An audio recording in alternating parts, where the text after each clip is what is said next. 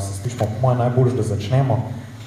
Dober večer, mene zelo veseli, da smo se zbrali v takem številu, kar je po mojem na nek način bilo mogoče tudi pričakovano, ne glede na to, da sta se besede Levica pa Venezuela pojavila v istem kontekstu, meni je že to nek razlog, da vsi skočijo v luft. Skratka, sem tudi vesel, da smo dobili zelo kvalitetno zasedbo govorcev, pa če jih predstavim tukaj na moji desni Violeta Tomič, naša poslanka Levice v državnem zboru in pa kandidatka Levice na evropskih volitvah in pa špicen kandidatka Evropske Levice tudi na evropskih volitvah. Potem jaz sem Matjaž Razdrih in moderiram tudi v bistvu iz pozicije tega, da je verjetno moja izkušnja Venezuele še najbolj nedavna, ker sem se pred cirka 3 tedni vrnil od tam, udeležil sem se pa v bistvu mednarodnega zbora aktivistov v solidarnost z v bistvu prebivalstvom Venezuele. Potem tukaj na moji levi pa imamo še Branka Sobana, ki je dolgoletni zunanje politični publicist Dela, in pa gospoda Igorja Bekino, ki je novinar Mladine. Mislim, da ste me malce zamešali, nič čudnega. Namreč težava je ta, da smo dva brata. En brat je malo mlajši, ima malo manj glas, ampak imamo da je zelo pametni, drug sem pa jaz, pa Igor, pa oba smo delali na Mladini, v nekem obdobju življenja. Kar pomeni, da on dela še zdaj, jaz pa tam več ne delam, čeprav sem delal 15 let. Tako da, če ste napačnega poklicali, da je treba to, kar zdaj možda kar zdaj popravil. A boste zadovoljni z mano? Ja, Jaz sem pa drugače odgovorni urednik sajta Insider.com in sem se o Venezueli pogovarjal včeraj tudi s predsednikom slovenske vlade in vas pozivam, da si to preberete. Če ponovite še enkrat Insider.com. 3-4 vprašanja smo postavili tudi v Venezueli.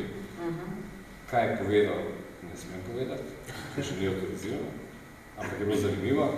V glavnem, Insider.com. No, tole. Nisem dobro slišal, da več pa vidim. Mislim, da tisem. Ja, v bistvu, jaz sem se zadevo nekako tako predstavljal, da najdu sem v bistvu neke istočnice v delu naših 3 sogovorcev.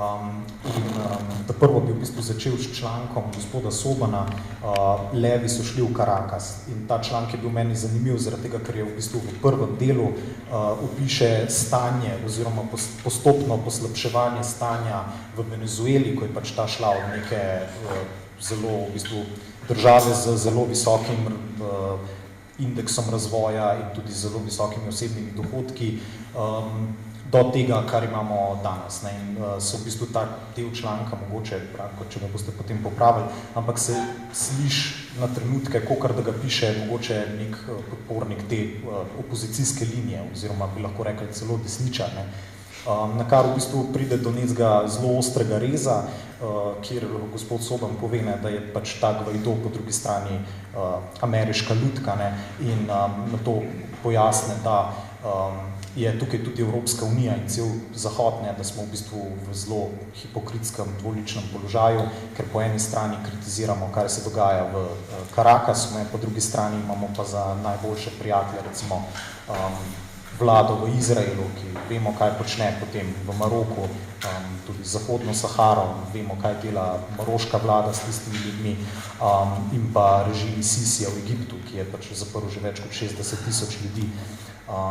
In to. Tako da v bistvu, če bi se mogoče v prvem delu pogovarjali o tem, se pravi ocena stanja, kdo je tukaj pravzaprav odgovoren za, bom rekel, poslabšanje stanja, ki je recimo, da je evidentno v Venezueli, kar se tiče življenjskega standarda. So to zunanji vplivi, je to pač, ne vem, kakor bi mogoče desnica učitala, da gre tukaj za ekonomski ta mismanagement, slabo upravljanje, korupcijo, koliko je velik del mogoče, ne vem, socialističnih politik, ki je krivih za to, če so krive. In tako da jaz bi v bistvu kar predal besedo, jaz ne vem, kdo bi želel prvi spregovoriti o tem. Jaz, kar sem bil omenjen, naslov te moje kolumne Levi so šli v Caracas, je očitno dosegel namen, ne? Članek, kolumna, komentar mora biti malo provokativen, da privleče bralce. Zdaj, moj cilj s to kolumno, ki sem jo napisal takrat, ko je bilo to dogajanje v Venezueli, v Caracasu, v bistvu na vrhuncu, je bil opozoriti na nekakšno, mislim, hotel sem predstaviti kronologijo vse te drame, ki se zdaj dogaja v Venezueli. Idejo za naslov, levi so šli v Caracas, so mi pa dali moji palestinski prijatelji. Jaz sem se enkrat, imam jih ogromno, in enkrat sem se pogovarjal z enim, ki, mislim, med drugim sva se pogovarjala tudi o odnosu Evropske unije do palestinskega problema, ne, ki je katastrofalen, ne, tam se mi zdi stanje še hujše kot v Venezueli. In mi je rekel takole, ne, Evropska unija se, ko pridejo v Ramalo, se pravi, ko pridejo k nam Palestincem, se obnašajo kot levi. Ko pa grejo v Tel Aviv ali pa Jeruzalem, izraelski vladi, se pa obnašajo kot zajci.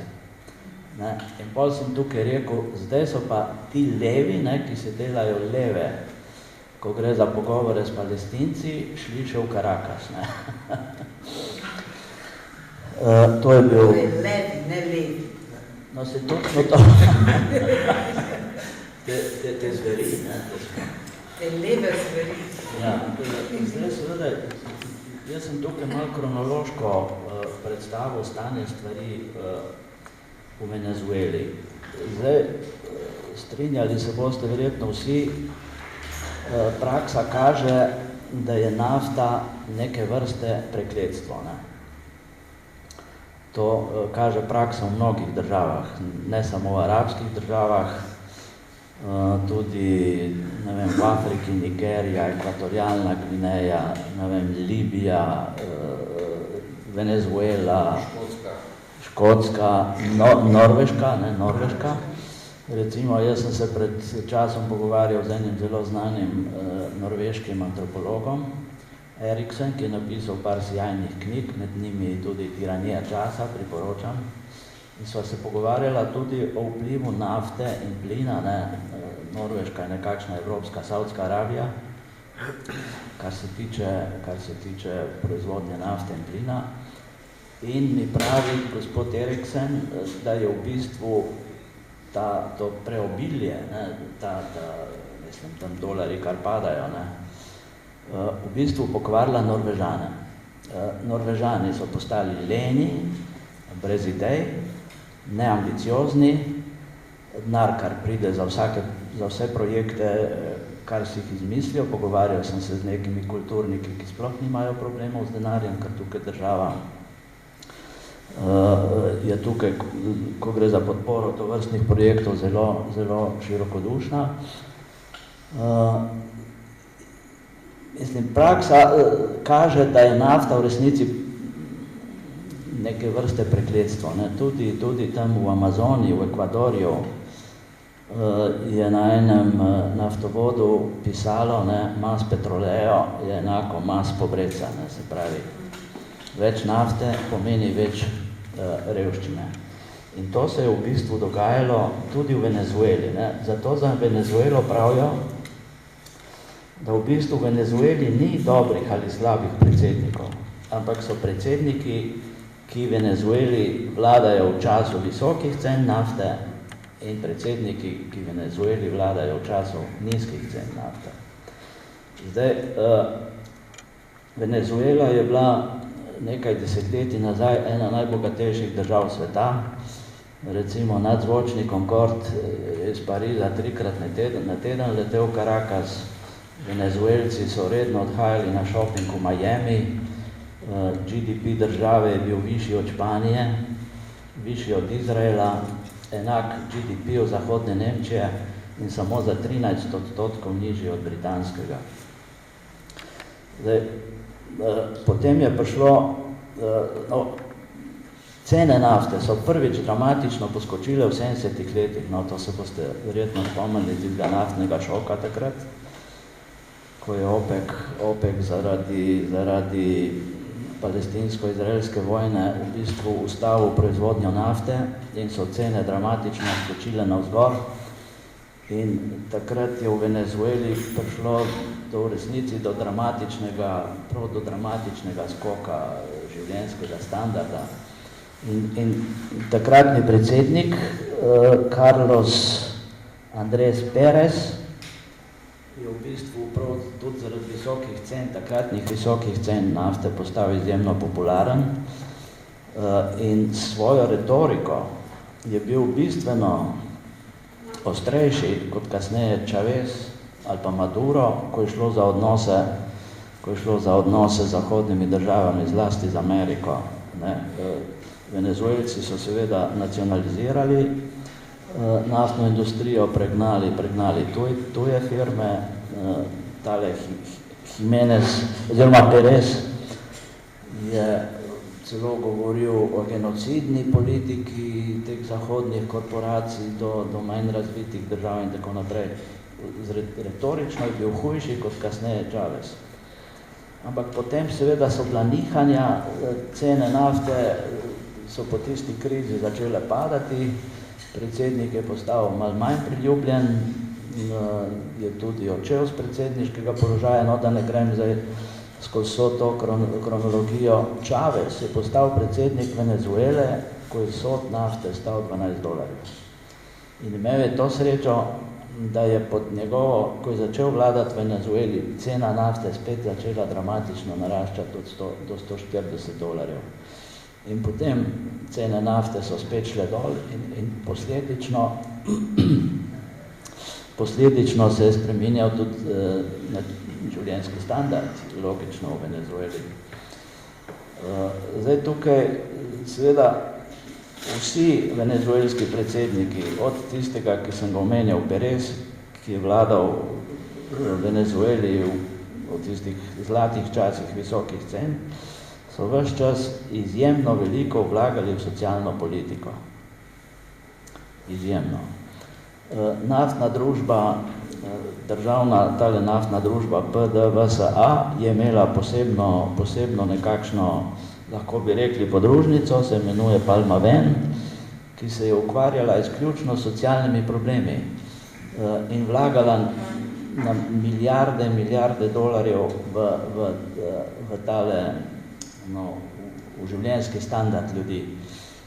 Zdaj tukaj specialisti za naftno industrijo, ekonomisti so svarili, da to morda ni najbolje, ker naftna korporacija, tale PDVSA, ne bi se vendarle ukvarjala predvsem z nafto, z razvojem, z iskanjem novih vrtin in tako naprej, je pa večina denarja vendarle šla v bistvu za socialne projekte. In kar je seveda načeloma v redu, ampak dolgoročno pa to morda ni bila najbolj modra stvar. Jaz sem v tem mojem članku zapisal, v redu je, treba je podpirati socialne projekte, ampak s temi projekti bi se morala v Venezueli ukvarjati predvsem pristojna ministrstva in ne morda naftna družba. To je za začetek. Redo, super, hvala. Kdo želi naslednji povedati svoje mnenje?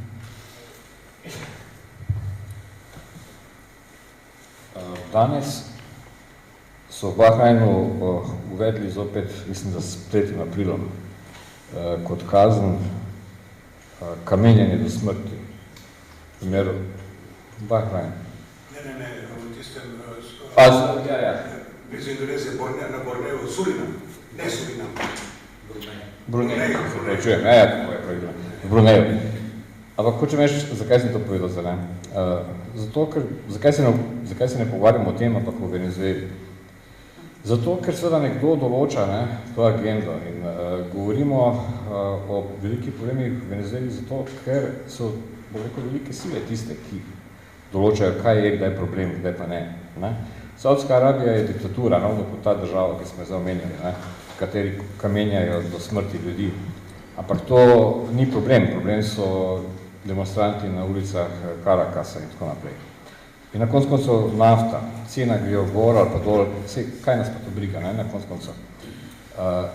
Zdaj se pogovarjamo o intervenciji, o tem, kako vplivati na notranji ustroj ene države. To mislim, da je problem. Ne? Obstaja nekaj v svetu, kar se imenuje načelo neintervencije. Naš bivši predsednik je o tem celo napisal knjigo, ki je doktorat zagovoril, ne?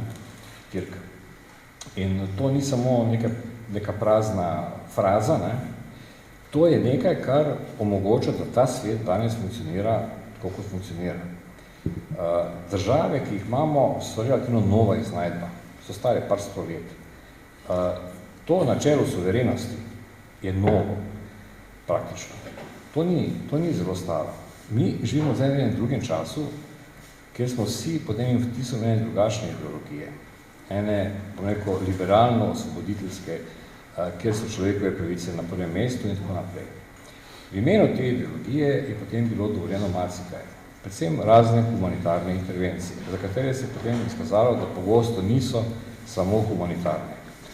En avtor, ki se imenuje Mersheim, in ga priporočam, da se ga čim več njegovih del preberete, je tako realist v mednarodnih odnosih, in pravi, da pravzaprav je Amerika tista bila, ki se je znašla tam v koncu 90 let v enem posebni, izjemni situaciji, ko je bila pravzaprav sama na svetu, največja sila, in zato je potem seveda iz različnih razlogov, notranjih, ideoloških in tako naprej, začela uresničevati to svojo politiko osvobajanja sveta, seveda v skladu tudi za svojimi lastnimi interesi. To je mogoče, dokler nimaš neke zoprestavljene druge sile. Vsaka sila privede do protisile, ne? In danes živimo že v malo drugačnem svetu, multipolarno.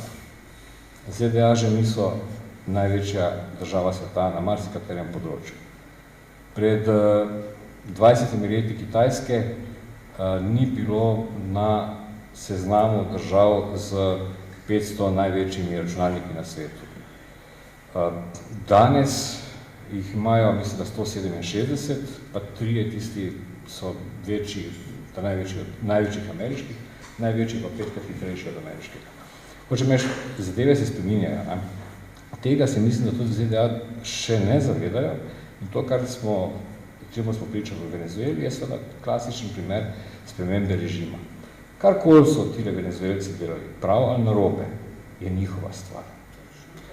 To bi si morali zapomniti. Tako kot mi ne pričakujemo, da bo nekdo prišel sem in rekel Janša je predsednik vlade, tako enostavno tudi ne moramo mi delati z nekim Guaidom, ki je zame osebno še vedno samo oplicam predsednik in seveda lutka ZDA, ko ste tudi sami rekli.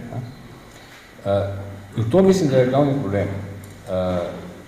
Te intervencije seveda povzročajo veliko gorja.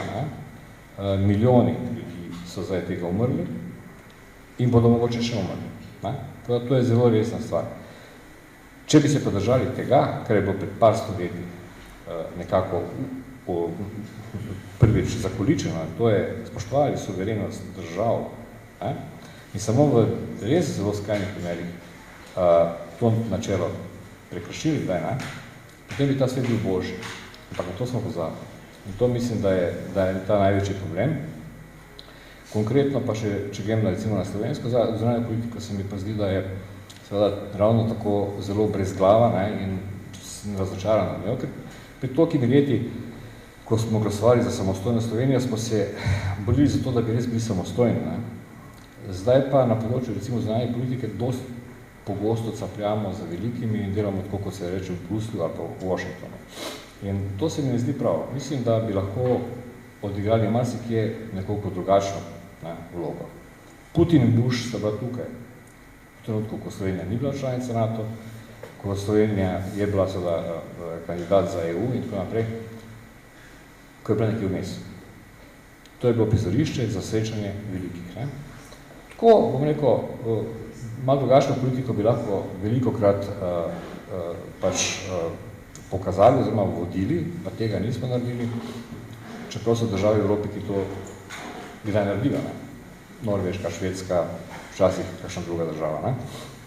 V konkretnem primeru mislim, da ni bilo dobenega razloga za prepoznanje ali pa pripoznanje Guaida, ki je sicer tudi mednarodno pravno popolnoma idiotski izraz, ki ne pomeni popolnoma nič. V mednarodnem pravu govorimo o priznanju države ali pa vlade, ne pa o pripoznanju. Zakaj so se odločili za takšen korak po tej formulaciji? Po mojih informacijah, ljudi, ki so pač pri tem sodelovali, je seveda, da bi se izognili mednarodno pravni odgovornosti držav, ker če se bo tam kaj zakuhalo, lepega dne se lahko reče, tudi Slovenija je pri tem sodelovala, ker je tam podprla počiste in nosite eno odgovornost, ne? Tudi mogoče materialno ali pa če nič drugega, vse moralno, tudi kazensko pravno, teoretično celo. Vsekakor se s tem prekršilo mednarodno pravo. Slovenija je kršilka mednarodnega prava in je intervencionist in je, če želite, na nek način agresor. Zakaj? Zato, ker agresor si ti lahko, ko pošlješ nekam vojsko, lahko pa tudi narediš, izvedeš agresijo s pomočjo diplomatske intervencije. Diplomatska intervencija je, kadar pripoznaš nekoga, ki ga ne bi smel in si prekršil s tem mednarodno pravo. Ne? Tako da mislim, da je to problem, ne? In o tem bi se vedno morali pogovarjati. Ne? Jaz sem pa že govoril. No, hvala. Jaz se popolnoma strinjam s prej povedanim, ne? Predvsem so odločitve naše vlade nedopustne. To je dejanje agresorja in zanimivo je, da ravno v tem času tudi praznujemo, eni ne praznujemo tega, to žalostno dejstvo, da smo 15 let v NATO. In v teh 15 letih se je nabralo takšnih agresij. Od Iraka, Irana, Afganistana, Libije, Sirije, NATO-va agresija je puščala za sabo milijone in milijone razrušenih domov, milijone pregnanih ljudi, milijone otrok, ki so nikjer, brez ljubezni staršev, sami nekje na poti, milijone nekih žalostnih usod. Vse skupaj se je začelo nekje, po mojem mnenju, pri padcu Berlinskega zidu, razpadu Sovjetske zveze in Jugoslavije, ko smo se soočali z to bratomorno vojno, ki je spet NATO prišel kot rešitelj in je bombardiral Srbijo. Zdaj smo mi del tega ferajna in kar me najbolj preseneča je, da ljudje ne vidijo te povezave po vsem tem, kar se je zgodilo. Sirija je bila ena multikulturna, multiverska država in so jo popolnoma razsuli, ki še danes Bog ve zakaj. Seveda, tako kot je rekel gospod Soban, nafta je tisto prekletstvo. Venezuela ima še ogromne zaloge zlata. In meni se zdi vedno prav neverjetno, da tam, kjer je zemlja oziroma bogatstvo pod zemljo največje, tam so ljudje nad zemljo najbolj revni, najbolj nesrečni. Vemo, kaj se v Afriki dogaja, kakšna je tam mizerija, tam pa zdaj Kitajci se grejo čisto sužnje lastništvo nad prebivalci Afrike. Nikoli niso bili lastniki tega, kjer so rojeni. Tako da teh krivic je ta trenutek toliko na svetu, da mislim, da se, upam, da se bo nekje zavest ljudi obrnila, kajti preseneča me, da prebivalci Slovenije ali pa Evropske unije sploh ne vidijo posledične povezave med svojimi dejanji in posledicami. Vzrok in posledica. Vidi begunca, ko mu je, bom karikirala, na vratih ali pa na meji. In potem skače v zrak, ker ga desnica podpihuje, kako so oni nevarni. In odkot ta strah, sem razmišljala. Mogoče se bojijo povračilnih ukrepov, kajti beli človek je prišel v njihovo državo, potrkal na njihova vrata in, ne vem, posilil njihovo ženo, pobil otroke in mu razrušil dom. Samo kriv človek se lahko boji sočloveka. Jaz druge logike tukaj ne vidim. In če grem na Venezuelo, jaz sem se naposlušala v parlamentu strani desnice, kako sva midva s Kordišem potovala leta 2016 v Venezuelo, z predsednikovim avionom. Ja, dajmo to razčistiti, seveda. Venezuela, kar ima neskončne zaloge nafte, ki nimajo nobene cene, nažalost, zdaj. Vsi embargi, vse te politične in ekonomske vojne so jih izčrpale. In tam stoji avion, s katerim se je prevažal predsednik in je v dobri kondiciji. In kaj je lažje, a bo venezuelskemu ljudstvu ceneje kupiti avionske karte za 100 ljudi ali napolniti z nafto avion, ki ga imajo parkiranega na dvorišču. Se pravi, prihranili smo venezuelskemu ljudstvu, če gremo tako. Porabili smo tisto, kar imajo v izobilju. In tako smo šli na srečanje, ki se je imenovalo srečanje umetnikov, intelektualcev, novinarjev za rešitev sveta. Tam smo bili in smo imeli ogromno konferenc, bili so ljudje, ne le iz Latinske Amerike, ampak tudi iz Severne Amerike, cele Evropske unije. In je zanimivo, spraševala sem potem novinarja, recimo iz Londona, če je imel kakšne težave, kakšne napade, ko se je vrnil z Venezuele. Nihče. Samo v Sloveniji smo bili pribiti na zid, ker smo šli na eno konferenco, ki je združevala umetnike, novinarje, kulturnike, da bi videli, kako tam živijo in kako je v resnici tam. Največ mnenja imajo o Venezueli ljudje, ki tam nikoli niso bili. Ne? Jaz sem bila in lahko povem, oni imajo svoje probleme, tako kot jih imamo tudi mi. Ampak kot sta že rekla moja predhodnika, mi teh problemov ne bomo reševali, ker nimamo pravice. In sploh nimamo pravice se vpletati v zadeve drugih držav. In zato se meni osebno zdi, kakršenkoli ekonomski pritisk, embargo, sankcije, nedopustne. To je nekaj, kar bi morali ukiniti, ker je to način, kako disciplinirati vlade držav, če ne delajo tako, kot bi radi tisti veliki. Pa zakaj nikoli ne gremo na ulice ali pa rečemo, da je treba Trumpa zamenjati? Milijoni ljudi niso dobili plače, zato ker ni dobil denarja za tisti njegov presneti zid. Pa smo gledali po televiziji prispevke, pa brali smo o tem, kako ljudje v javnem sektorju nimajo toliko denarja, da bi se v službo pripeljali. Kako nimajo denarja, da bi otroke v vrtec poslali. A to pa ni kršenje človekovih pravic. Milijoni državljanov ZDA nima zdravstvenega zavarovanja. Ko pride pro bono ambulanta, stojijo v neskončnih vrstah. Revni mladi so brez zobi, ker nimajo možnosti, da bi preko nekega zavarovanja prišli do zobozdravnika, do zdravnika, do kogarkoli. Ljudje, ki resno zbolijo, ogrozijo življenja svojih in bodočnost svojih potomcev. Mnogi delajo samomore, ker nimajo denarja za zdravljenje. A to pa ni kršenje človekovih pravic. Kakšna dvoličnost. In potem imamo Obamo, ki je dobil Nobelovo nagrado za mir, ki je razglasil Venezuelo, jaz imam tukaj kar nekaj papirjev, 2015 je razglasil Venezuelo, pa vam bom kar citirala za veliko grožnjo Ameriki. Ne? In to je bil, ta odlok je bil začetek te tako imenovane nekonvencionalne vojne, ki se je odvijala na vseh možnih nivojih.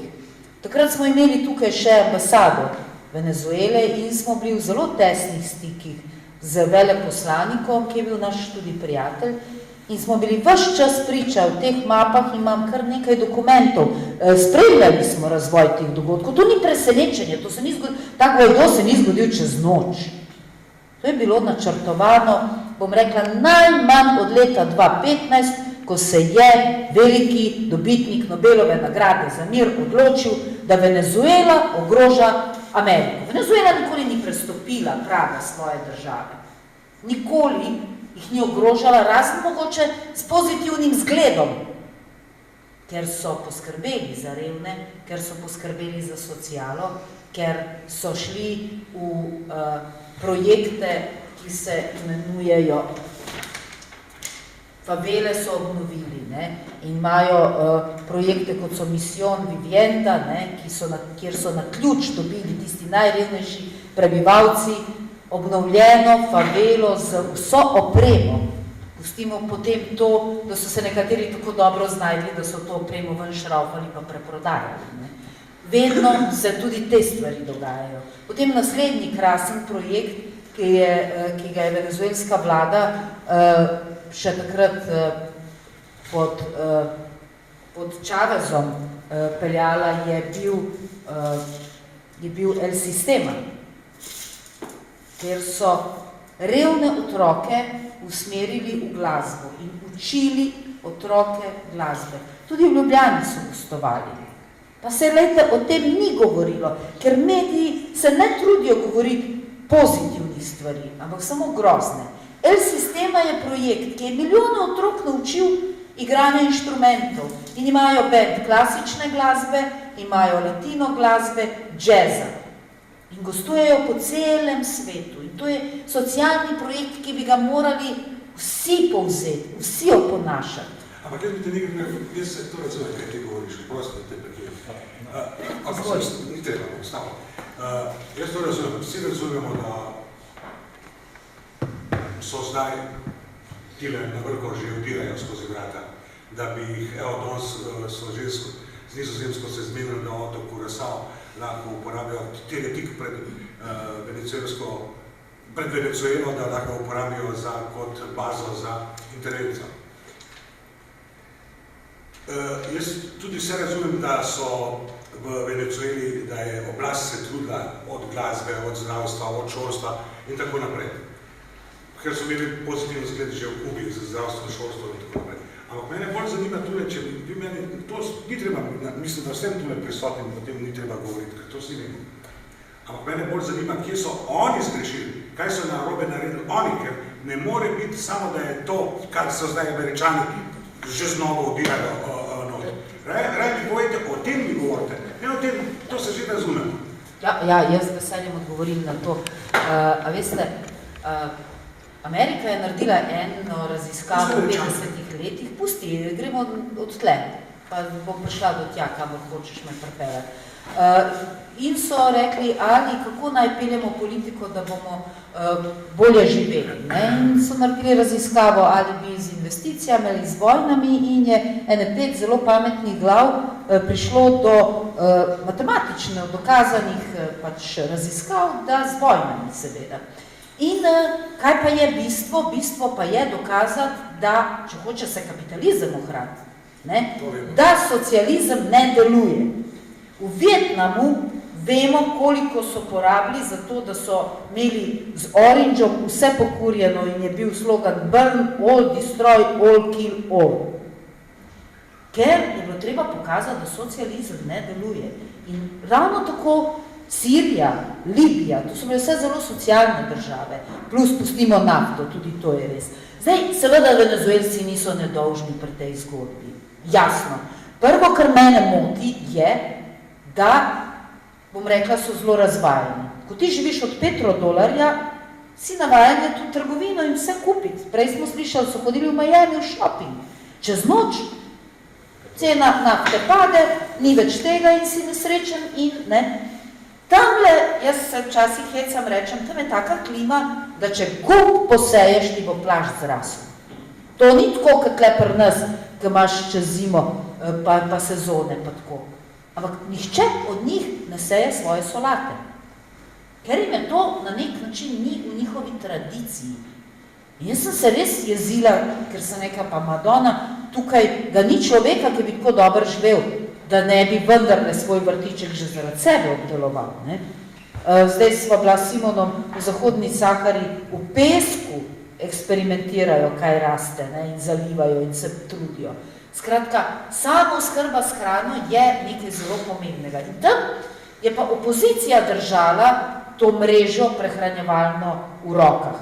Ves čas je pa opozicija zelo močna. In glede na to, da so oni popolnoma odvisni od uvoza hrane, so tukaj najbolj ranljivi. Opozicija zapre pipico, z embargom pač ustaviš uvoz hrane, ustaviš izvoz nafte in so ljudje seveda brez. Ti pa sam si ne predelaš ničesar. In v trgovini, če ni točno te mešance za tist njihov kruh, ki ga predelujejo, so oni nesrečni, ker tega ne dobijo. Ne znajdejo se. Nikoli niso živeli tako, kot recimo mi v Evropi, ko smo morali se zmisliti, kako preživeti, pa kako vendarle pridelati svoj nek vrt. Tako da to je ena od njihovih velikih napak. Toliko od mene, pa še vi povejte, kakšno. Ja, jaz sem v bistvu hotel iz teh osebnih izkušenj dodati, ne, da pač recimo, kolikor sem jaz dojel to zadevo, da je treba različno dojemati, se pravi, različne točke v razvoju te venezuelske družbe, oziroma, kolikor bi oni rekli, različne točke v bolivarijanski revoluciji. Ne. Se pravi, oni so se od leta, recimo, 99-2000, ne, ko se bila v bistvu ta začetna leta zanosa pod Chavezom, ne, so se v bistvu do zdaj ogromno naučili, ne, če dam pač nekatere primere, ne, tukaj je Violeta omenila, da pač ta problem, bomo rekli, nezadostne samooskrbe in nezadostne kulture, koliko je pač potrebno vzdrževati visok nivo samooskrbe, ne, da v bistvu zdaj vsako novo to stanovanjsko naselje ima v vsakem primeru svoj vrtiček, ne, in se pač to skupnostno obdeluje, ne, in pač to je bilo uvedeno nekje v toku te revolucije, ne, ker pač tudi Chavez ni kar kapnil iz neba, kljub temu, da je pač velika figura in pač po mojem mnenju zelo podcenjen, kar se tiče, bom rekel, nekega lika, ikone, nekega progresivnega boja, ne. In se o njem absolutno premalo ve in premalo govori, ne, po moje tudi zato, ker pač ni neke časovne distance oziroma ga ne uvija mogoče neka ta romantika, kakor kubanske revolucije, ne. In kar sem želel pač pokazati na primeru, ne, je pa to, da konkreten primer, kaj so se oni naučili to, pač v toku te revolucije, je pa to gradnja stanovanj, ne, se pravi, v Venezueli imaš ti v bistvu 3 načine tega, kako ti država lahko pomaga zgraditi svoje stanovanje. Ne? Pač ti recimo se vpišeš na neko listo, kjer pač si, ne bom rekel brezdomen, ampak imaš potrebo po stanovanju. Zdaj to lahko kdorkoli, se pravi nekdo, ki je pač zaradi pritiska urbanizacije se iz podeželja preselil v mesto, lahko je to študent, lahko je to pač neka mlada družina, ki se želi odseliti od doma. Ne? In te ljudi potem dajo na seznam. In potem imamo pa 3 načine, da oni zagotovijo tem ljudem dom. Ta prvi način je to, da jim pomagajo v bistvu najbolj osnovno pri preurejanju tega barja. Ne? Se pravi, da si ti pač narediš, bom rekel, neko kolibo, ki bi bila pač za naše razmere zelo pač bi pomenila nek nizek standard življenja. Ja, samo da dokončam. Potem druga faza je bila potem gradnja teh stanovanj, ne? Se pravi, teh ogromnih stanovanjskih sosesk. In pač tukaj so pa oni v bistvu prvič dobili neko, bom rekel, lekcijo. Ker kaj se je zgodilo? Ne? Oni so pač vse te ljudi z različnih slov, različnih ozadij in različnih regij strpali v neka stanovanja, ki so pač dejansko postala, kakor bi pri nas rekli, mogoče geto. Ne? In so ugotovili, da prihaja tudi, ko ti nekaj dobiš za ston, ne, da je to ta napaka, ne, da pač ti človeku kar daješ, in kakor je Violeta potem rekla, ne, zmanjka naftnih dolarjev in tab rating seveda brutalno pade in ljudje so nezadovoljni. Ne. In kako so oni to rešili? Oni so rešili to tako, da so začeli ljudi pač organizirati. Ne. Organizirati so jih pa začeli tako. Jaz, ko sem bil tam, sem v bistvu bil vključen v delovno brigado, kjer je Chavez, ker je bil on takrat še živ, ko se je to začel, je v bistvu nacionaliziral, oziroma ne nacionaliziral, ampak podružbil, bi pri nas rekel, gradbeno jamo.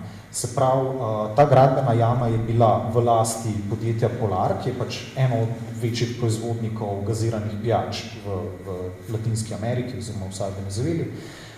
In oni so tam rekli, čez 15 let mogoče bomo investirali, Chavez je rekel, ne, ljudje rabijo stanovanja zdaj. In je pač država naredila temelje, država je zagotovila pomoč arhitekta in je lahko skupnost pač demokratično splanirala, kako bo izgledali ti bloki in kar je pač najbolj pomembno, so se potem oni samo organizirali, naredili nekaj izmene pač teh družin in so zgradili stanovanja. Ne? In zdaj, kje je tukaj šola, ne? Pač, da so oni potem ugotovili, da pač ne samo to, da bi rekel, da so oni dobili stanovanja, ampak so se v tem procesu skupnosti v bistvu povezale in to je ta šola. Ne?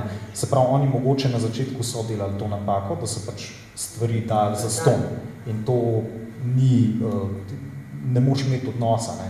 In mislim, da se pa zdaj skozi, kakor sem rekel, družbeni napredek te zadeve popravljajo.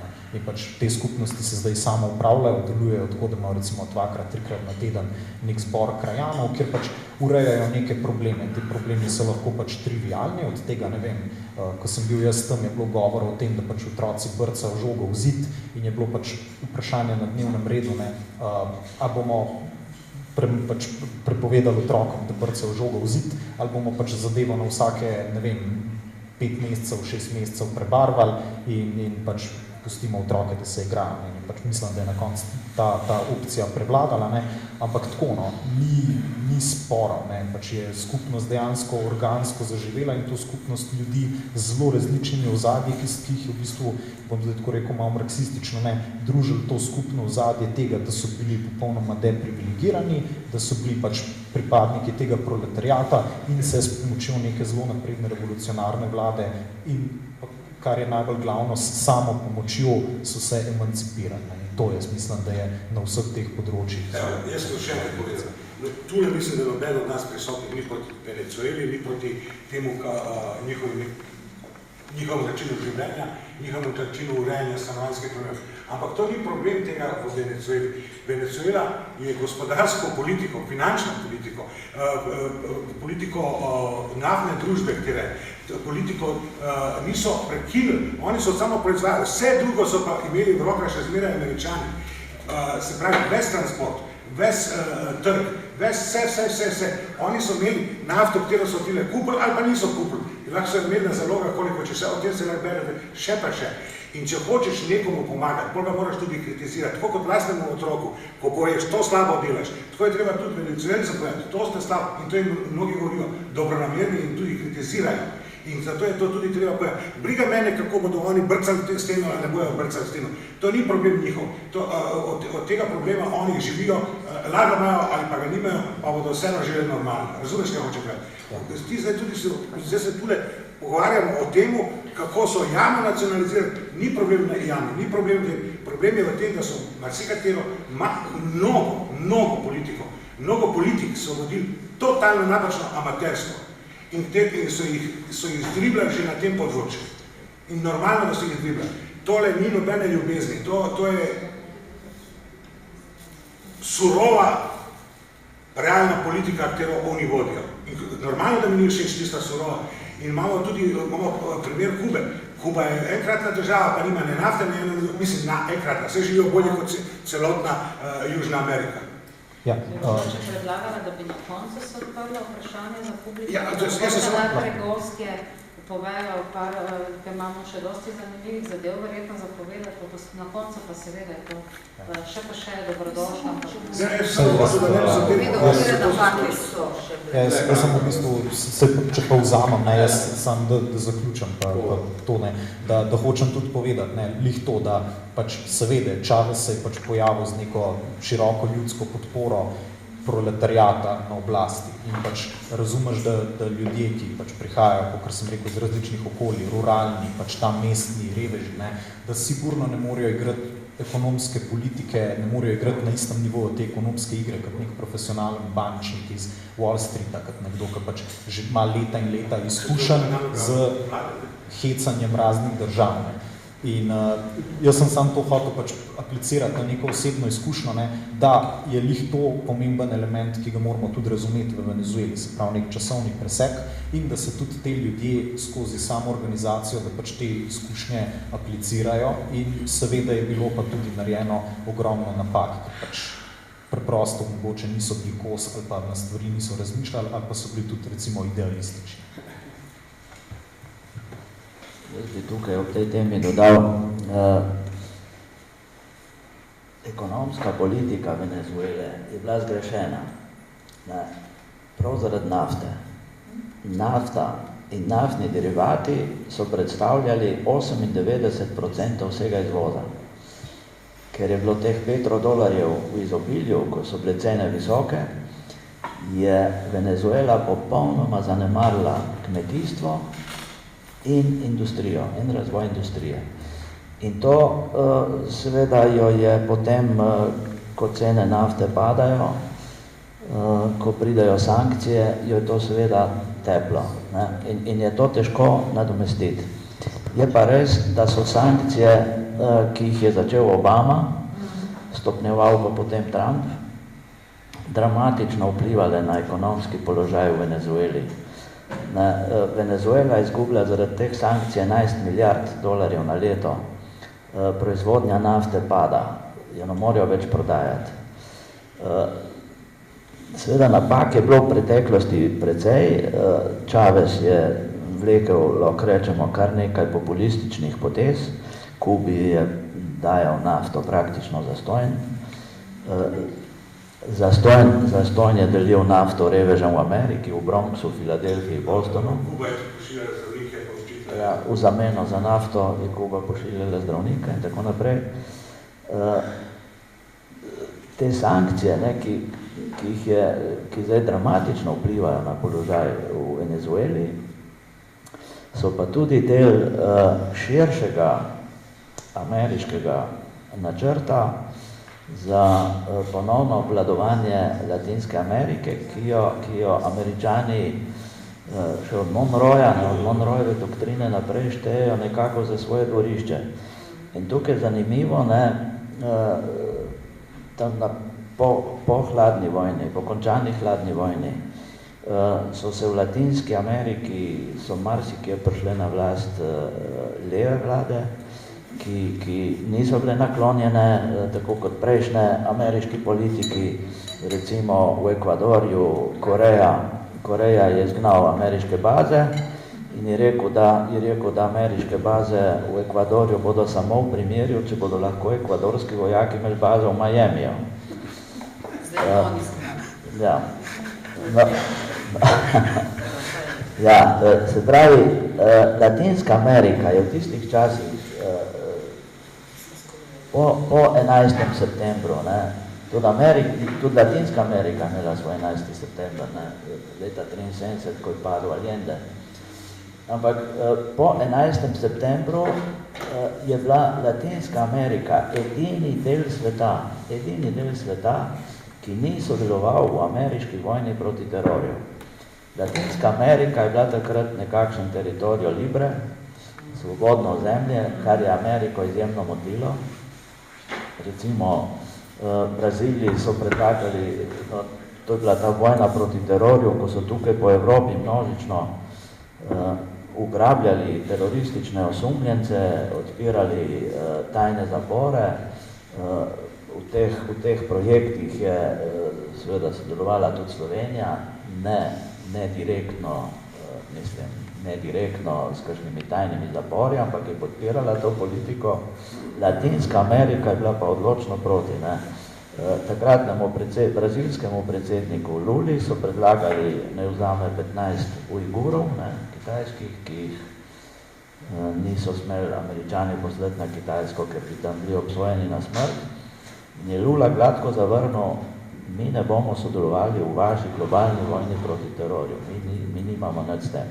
Se pravi, tudi ta neodvisnost večine latinsko-ameriških držav je bila za Američane nek izziv, ki ga je bilo treba seveda spremeniti te stvari. Zdaj, o tem lahko govorimo zelo dolgo, ampak ta Juan Guaidó je v bistvu del tega novega desničarskega pohoda v Latinski Ameriki. V Braziliji popolnoma desničarski predsednik, diktator in tako naprej. Oblast se spreminja tudi v drugih državah. Tudi zaradi tega je Trump za svojega posebnega odposlanca za Venezuelo imenoval Eliota Abramsa, ki je nekoč bil pri Reaganu sekretar za umazane vojne, podpiral je diktatorske režime v Guatemali in eskadrone smrti v San Salvadorju in zdaj njegova misija je spremeniti položaj v Venezueli. Tako da stvari so kompleksne in zapletene. Hvala za štafete. Ja, tako je. Jaz v Venezueli nikoli nisem bil, to vzemite z rezervo. Poskušam si pa predstavljati, kaj se dogaja, glede na to pač veliko berem, pa gledam. Zdaj, Iz tistega, kar sem lahko prebral, sklepam seveda, da so naredili napake. Tudi pri nacionalizaciji, tudi pri tem, da so zasebno pobudo omejili, da je to vplivalo potem seveda na zapiranje tovarn in tako naprej, na beg kapitala. In seveda, ne vem, mi so tudi doživeli socializem, ne samo z lepe strani, ampak tudi z kakšne slabe. Tako da nekaj na tem je. Ne? Ampak to, kar sem že prej povedal, to je seveda stvar, ki jo moramo prepustiti venezuelcem. Mi pa trenutno smo v nekem drugem obdobju, ker smo pričali dejansko zunanji intervenciji. In to je problem. Ne? Zdaj, že samega Čaveza so poskušali zrušiti, mislim, da je to 2002. Sankcije so pravzaprav že neformalne od takrat. Obama je potem 4 izvršne ukaze podpisal, s tem je nadaljeval potem tudi njegov naslednik. In to je seveda prineslo veliko gorja. To so desetine milijard dolarjev, ki so poniknile. In država brez tega seveda težko preživi. Ni mogoče reči, sankcije, pogledajte, nič nimate, ne? Nimate tega, nimate nafte, sami ste krivi. Ne? In to trdi tisti, ki te drži za vrat in ti jemlje, ne? Tvoja sredstva za preživetje. Danes nas je prihitev nekdo na Twitteru. Trump, mislim, da je napisal en stavek, Malbutas, rekel, nimajo nič, nimajo hrane, nimajo nafte, nimajo nič. Pa se je javil nekdo, pa rekel, ja, če nimajo nafte, pa sko v redu, ne? Pa je pusti videli, točno to je napisal, ne? Ja, ni tako preprosto, ne? Nafto imajo, njihova nafta je nekoliko drugačna, ne morajo mešati, ne? Pokazujem, imajo te rafinerije zune, ne, svoje države, to bo načrtno narejeno ali napaka, tudi to jih dodatno stane, ne, saudska nafta je drugačna, recimo, in tako naprej. Ampak ni se samo v nafti, ne, problem je seveda tudi geopolitični, ne. Tist, na kar bi opozoril, pa smo mogoče malo premalo pozorni, je to, kar se je zgodilo ravno zdaj včeraj. Verjetno ste opazili, kako je Trump, ne, ponorel, ko so poslali 100 vojakov. Ampak to je zgodovinska stalnica, ki ima neke globoke temelje, ki se jih pri nas v tej državi ne učimo. Tudi na fakulteti, na katero sem jaz hodil, se tega nismo učili. Zakaj? Zato, ker smo ravno pristaši te doktrine liberalno-demokratične, pa ne socialistične, kako se vodijo neki veliki procesi v eno smer sveta, ki bo jutri poln harmonije. Spravi, Evropska unija se je služila vredno z Azijo, z Ameriko, kot se bo en velik svet, svetovna država, vsi bomo živeli v miru in tako naprej. Prej smo imeli podobne takšne, tudi socialistične poklice, potem smo pa pristali na ene druge liberalno-demokratske, bom rekel, o tem, kako imamo spill-over efekt, ne? Kako se države združujejo, Evropska unija raste, se širi, proti vzhodu se gre sveti in tako naprej. Ampak zdaj nam Britanija odhaja ven, nacionalizem je predvsem močan v določenih državah, nekaj je narobe s to teorijo. Kaj je narobe? Ne? Narobe je, da smo pozabili, da je svet kruta zadeva, da tisto največje pomankanje, ki v svetu je, ni hrane, vse stališča velikih držav, ampak varnosti. Ni policista, na katerega se lahko obrneš, če si težava in če se imenuješ Rusija, Kitajska, ZDA, Evropska unija. Take velike države imajo težave, zagotavljajo si varnost na ta način, da poskušajo ta monopol prigrabiti zase na več načinov. Ampak preprost, eden je seveda si zelo močan, in gospodarsko, in tehnološko, in vojaško, in da imaš dobre zaveznike. In da drugemu, ki ti je konkurent, narediš težave v njegovem dvorišču. Zakaj to govorim? Zato, ker seveda Venezuela je potencialna nevarnost za ZDA in jo seveda Rusi podpirajo, ravno tako kot Kitajci, zato, ker to je težava na ameriškem dvorišču, tako kot Američani seveda podpihujejo požar v Ukrajini. Zdaj pa še gremo nazaj v zgodovino. To se je zgodilo že pred 200 leti, pa tega ne vemo. Meksikajneri, se spomnite Meksikajneri, smo brali, ne? Ja, tudi naši fanti so menda bili tam, ne? Ampak seveda bili so tudi Francozi. Ko so imeli Američani državljansko vojno, so Francozi poslali svoje vojake na mejo z Ameriko. Danes se ti to mogoče butasto, takrat tudi ni dejansko privlek, torej ni povzročilo nekih napetosti večjih. Američani so končali svojo vojno, Francozi so šli. Ampak kaj hočem reči, ne? Tudi evropske države so ravnali na ta način, so intervenirali v Ameriki, ne? Če so lahko. Tako kot Američani poskušajo intervenirati kje drugje. Ta igra se nadaljuje, to je igra med velikimi silami. Zato sem v začetku rekel, ne? Zato je problem, da je Venezuela, ne pa neka Bahrajn ali karkoli, Belize, ni važno, neka druga država. One določajo v bistvu, kje nastane problem. Ne? In tu je več silnic, ki so privedli do tega. Ne? In ni samo ekonomski vidik tisti, ki je na to vplival. Bil je eden od, ne? Ampak vendarle, ne? Zadaj je še marsikaj drugega. Zdaj, kaj nam preostane? Jaz mislim, da nam vseeno preostane to, da moramo vendarle kot majhna država veliko bolj spoštovati mednarodno pravo in se držati določenih uzanc, ne? Ki jih veliki seveda kršijo, kadar jim paše, ne? V enem primeru pravico do samoodločbe, drugim pravico do integritete države, pa obrnejo, kakor jim paše. Ukrajina tu, Kosovo tam in tako naprej. Ne? Ta sistem se je zrušil, ne? Tam nekje po letu 90, zelo se je spodkopal. Zato smo danes v takih težavah. Ampak kot majhna država mislim, da je treba biti načeln. Ne? Zdaj pa čisto konkretno povedal, kaj je napaka. Recimo, ko smo poslušali celo našega, torej ne govorimo o zunanjem ministru, ki je samo ponavljal tiste fraze, ampak recimo tudi, ko je predsednik vlade rekel, veste kaj, mi smo imeli težave z njimi, oni niso želeli našega veleposlanika, ne, instalirati pač, da bi pokrival še iz Brazilije, ne, Venezuelo, takšni so bili in tako naprej, si nimamo posebnih odnosov z njimi in smo pač mi priznali to, ja, ne. Vedete, Venezuela lahko manj zadržke. Zakaj bi te pokrival nekdo kot diplomat iz Brazilije, ki je pač desno usmerjena zdaj trenutno, ne? Ima takšno vlado in verjetno je sprejela enega veleposlanika iz Slovenije, ki jim je bolj odgovarjal in je mogoče tudi bolj takšen, ne? Pa ga niso želeli imeti na svojem dvorišču. To je legitimna zahteva pa nek zadržek države. To je politika. Ti to lahko narediš, a pa ne.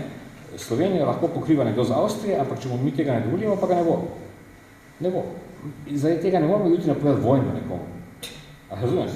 Ampak to se je v našem primeru zgodilo. Mi smo naredili nezakonito stališče mednarodnega prava kršitev in smo priznali nekoga kot voditelja države, čeprav to dejansko ni, ker ni bil demokratično izbran, zaradi nečesa, kar je bila neprijaznost mogoče, ki smo jo pač mi čutili. Ne? In to je napaka, to se ne dela. To se ne dela. Ja, in takih napak je vedno bo še nekaj, ne? Ampak mislim, da se kot majhna država, ki je na koncu nastala in bila priznana tudi na osnovi določil mednarodnega prava in tega reda, ne? Ki je omogočil, da take male države smo obstajajo, da je morali biti tu malo bolj resni, ne?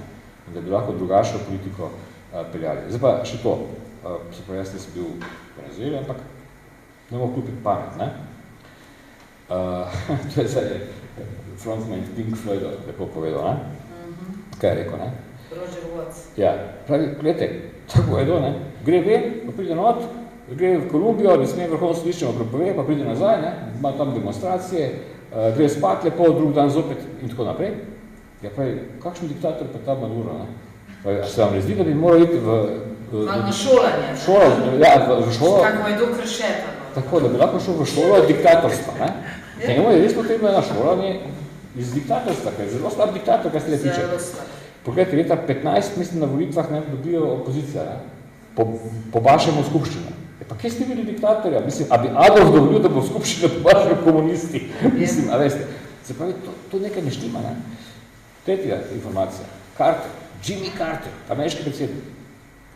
Leta 2011, njegov center izda, nam sporočilo reče, pogledali smo 95, popravite, meče se napašen prav, mislim, to še podatek, 95 različnih volitev po svetu. In venezuelski so najboljši. Najboljši. Imajo avtomate, ki jih mi nimamo. Ne vem, skenirajo, svašta. In tako naprej. No, pol so imeli po zadnjih volitev, menda s temi neke težave, tisto podjetje umaknilo neko svojo licenco in tako naprej. Ampak kakorkoli, se pravi, 2011 je bilo to najboljše volitve na svetu. Zdaj, leta, 16 so bili že tudi vredno, ne? Ker je opozicija zmagala, zdaj pa naenkrat pa več niso. Ne? In vemo, zakaj niso. Ker opozicija je bojkotirala, ne? Tudi pod ameriškim pritiskom, te zadnje volitve prezidentske. ker se misli, da bodo zgubili.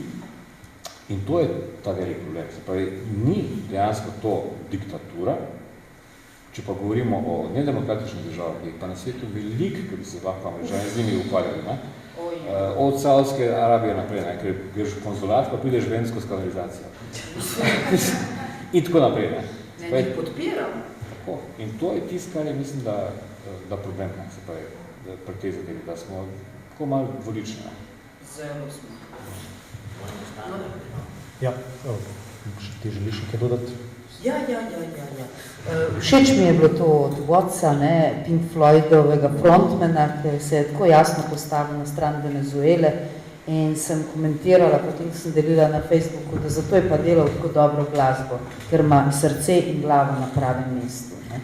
In John Lennon je tudi recimo bil veliki prijatelj Kube in tiste njegove pesmi Imagine, there's no country, there's no religion in tako, ne, da bi vsi živeli v miru. Zato je imel tudi težave doma. Ampak zdaj smo odprli kar nekaj širokih istočnic. Ne. Jaz se sprašujem večkrat, zakaj recimo je levica edina, ki nekako nasprotuje tej noriji in se postavlja na stran človekovih pravic in na stran pravic držav, da si zagotovijo svojo neodvisnost, tako kot smo si jo mi želeli, pa nismo izglasovali tega, kar imamo zdaj, pustimo to. Ampak neoliberalna sredina je zelo, zelo pod vplivom kapitala. In kapital vemo, kje so njeni centri. Mislim, da gre vsa politika v to smer. Ne? Da ne govorimo o desnici, ki je popolnoma vodena preko cerkve in spet kapitala. Ne? Zadnjič sem se pogovarjala z enim poslancem, ne smem tega reči pred kamero, ampak recimo Manfred Weber, vodja EPP-ja, jaz bom zdaj imela čas se s temi gospodi celo soočiti na kakšnih soočenih, njihovo zborovanje je tako, kada bi prišel na gospodarsko razstavišče. To so avtomobili, to so kompjuterske firme in zdaj si vi predstavljate, za koga ti ljudje delajo. Ne? Delajo za 1% najbogatejših ljudi na svetu in pika, in ne delajo za ljudi. In zdaj gre tam nekje nek Čavez ali pa ne vem kdo nekaj eksperimentira. Ne? In jasno, zdaj ste omenjali Lulo, Rafael Korea, jaz sem imela to čas, da sem prejšnji teden z njim bila na večerji, on je izgnan iz Ekvadorja. Živi v Bruslju. To so vse moji prijatelji, tako da pravi. Ampak, on je imel en dolg in velik govor na enem od naših zborovanj in je povedal, kako je to šlo. Ne? Najprej je ta nelegitimen dolg razglasil, je rekel, mi tega ne bomo plačevali, potem je dal ljudem in je razvezal te pasove, ker mi kar naprej zategujemo pasove zato, da hranimo nekatere tam centre moči.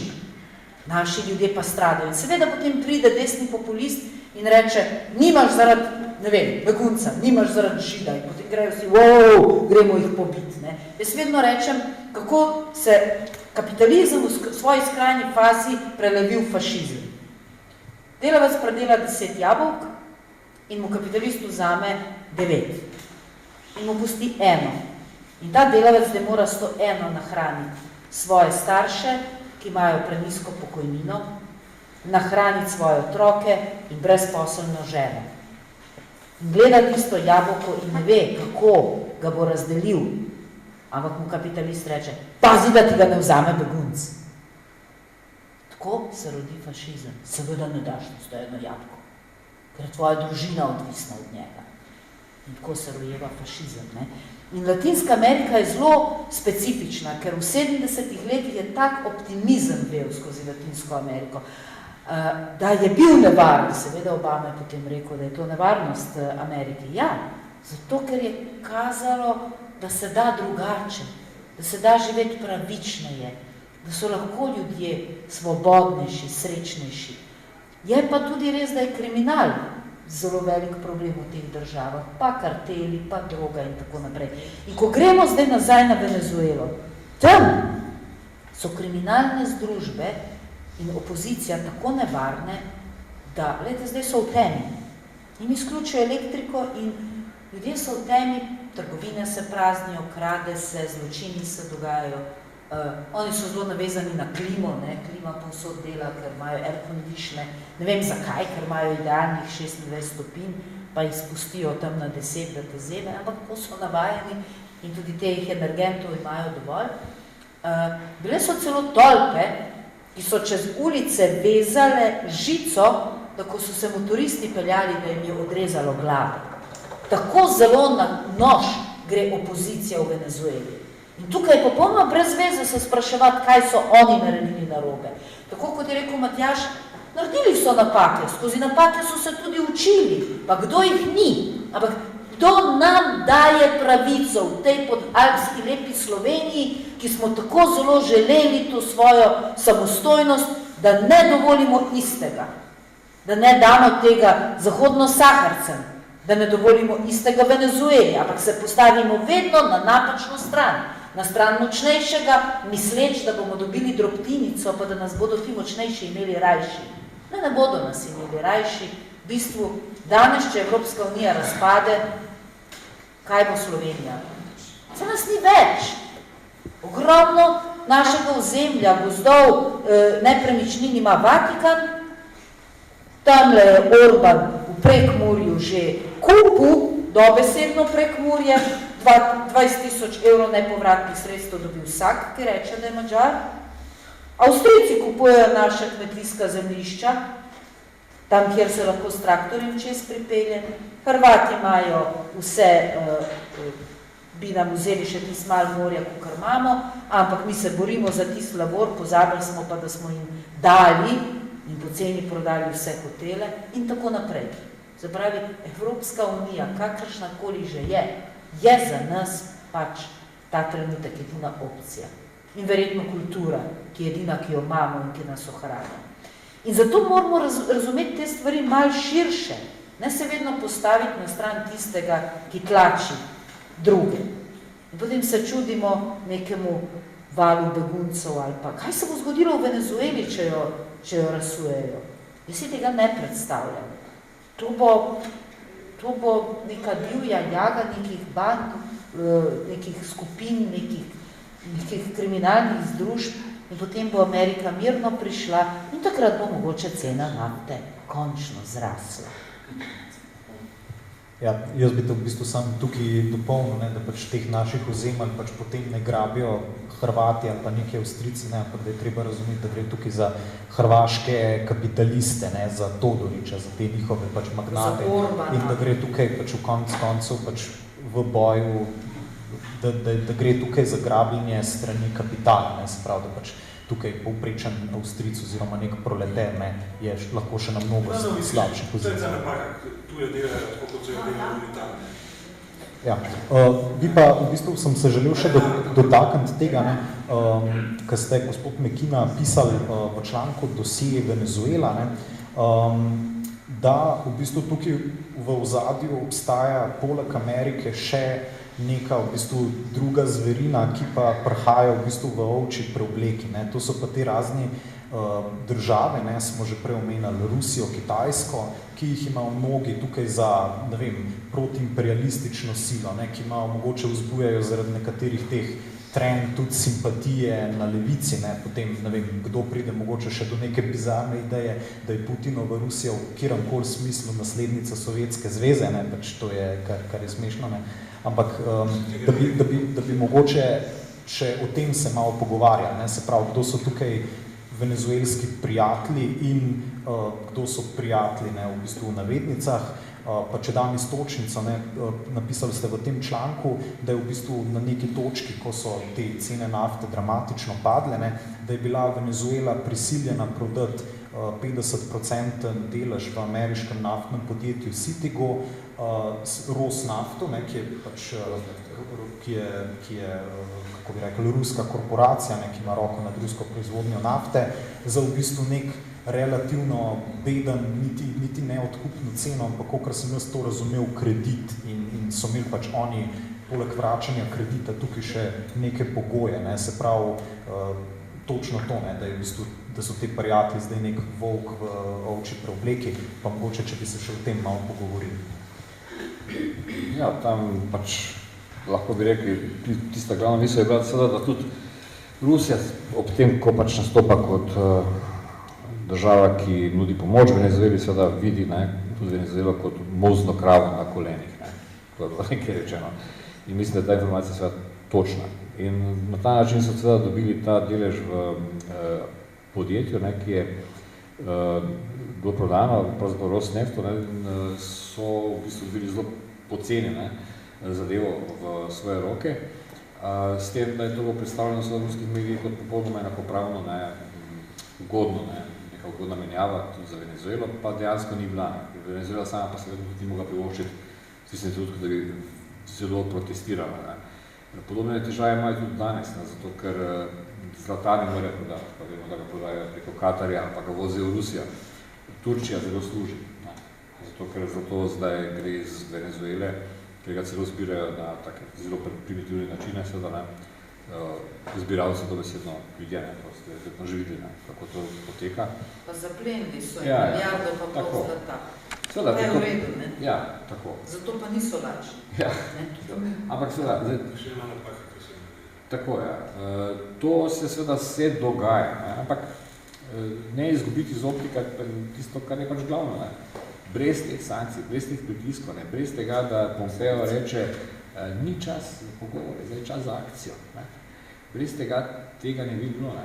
Te sankcije trajajo že dovolj dolgo in mislim, da je to tisti glavni problem. Zdaj, njihov socializem, ja, seveda, nekaj smo že, jaz ne bi rekel, da je to celo socialistična država, pa tisti nekaj se prebral. Mogoče imate drugačno tisk, ste tam bili, pa normativno, gledajte, presenetno me podatek, popravite me, če ni točno, ampak televizije dol, ne, so privatne, večinoma. Njihova televizija, po enem podatku, ki sem ga prebral, javna, mislim, da jo gleda 3 do 4% ljudi. 3 do 4%? Koliko nas gleda RTV Slovenija? Bistveno več. Se pravi, če tam imaš kontrolo nad državno televizijo, pač nimaš veliko, ne. Moraš imeti zaseben kapital, oziroma biti z njimi. In na teh televizijah, ne, pravzaprav še vedno so precej nastopali opozicijske politiki, lahko vse v teh kampanjah in tako naprej, kar je pa svoje presenetljivo. Tudi trgovske verige, ne, so v zasebnih rokah. Težava ravno je bila ta, ne, da so te verige blokirali blago ali pa ga skladiščili, pa niso želeli prodajati, ne, kar mi težko razumemo, ne, pa smo mislili, aha, to je neke vrste dolg socializem, ne, kaj se pa ta gre, Maduro, ampak dejansko je to bil privatni kapital, ki je to blokiral, ne. In to malo slabo poznamo, ne. Se pravi, tu je situacija malo drugačna, tako da ni na zahodu, ki prebereš kakšne zanimive članke o tem, pravijo, to je mešano gospodarstvo. Se pravi, premalo socializem. Ja, to ne bomo reči, to je socializem, ne. To ni socializem. Kako je?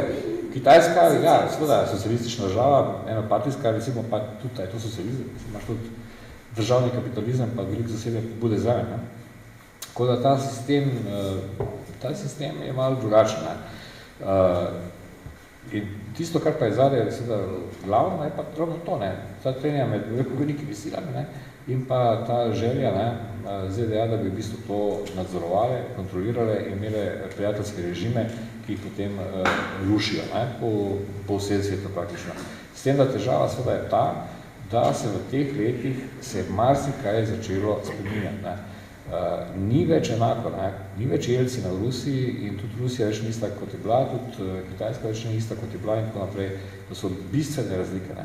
Ogromne razlike so minile, tega ne, da treba pogledaš številke, ne, da se zgroziš potem, da vidiš, kaj se je v teh 20 letih zgodilo, ne. To spreminja dejansko razmerja sil v svetu dramatično. Mi pa živimo v tem našem kokonu, mi smo se priključili Zahodu, mi smo na strani Amerike, ker to pač je super, ne, ker so ta glavni, ne, in pač gremo v tej zahodni perspektivi lepo naprej, korakamo, vsak dan naredimo en mal korak naprej, tam se pa stvari spreminjajo dramatično, ne, in to se morali tega zavedati, ne, ker na nekih določenih frontah, ne, ki se bodo vzpostavljene, bi lahko tudi mi bili žrtve, ne, ali bomo pa mogoče šli napačno smer, ne. Zato je treba to malo premisliti z drugega zornega kota. Američani tukaj poskušajo, mislim, da velik front odpirati, za katere nimajo več dovolj resursov. Na koncu jih odpirajo tudi z Evropo. S Kitajsko gre dolgo trgovinski spor, jutri bodo Nemci dobili 25% carine in Mercedes bo obstal. In tako naprej. In vemo, kaj bo to privedlo. Spravi, a bomo v tej politiki mi še naprej slepo sledili, bomo rekel, Washington, verjetno bomo rekli, čakajte malo, ne? Mi smo pa podizvajalci zadeve za Nemško. Jaz mislim, da treba se postaviti na samostojno pot, se pravi, delati lastne interese, dejansko, kot tudi Merkelova pravi, zdaj je dovolj, ampak to pomeni imeti tudi dobre odnose z Kitajsko in z Rusijo in nekaj slikati tudi kot bavbave, koliko smo bili navajeni zadnjih 20 let, ker smo šli po liniji manjšega odpora. In to ne gre na živce. Tisto, kar meni gre na živce, je neko ustrojeno prepričanje, ki ga večina deli, pa je v bistvu napačno, ampak smo, ne vem, preleni ali pa smo vplivom medijev, pa težko to spominjamo. Jaz sem bil na Kosovo pred 30 leti, pa sem bil eden od prvih, ki je pisal o človekovih pravicah, tam, kako so kršene. Ampak takrat je bil en čist drugačna javna podoba tega v Sloveniji, recimo. Potem se je to obrnilo neko čist drugo smer. In ko se to obrne eno čist drugo smer, ko je še čakaj malo, ampak ni čisto tako, je pa še nekaj drugega, vidiš, da te to odplavi in da je zopet neko večinsko prepričanje, ki je napačno o neki zadevi, ki je prevladujoče.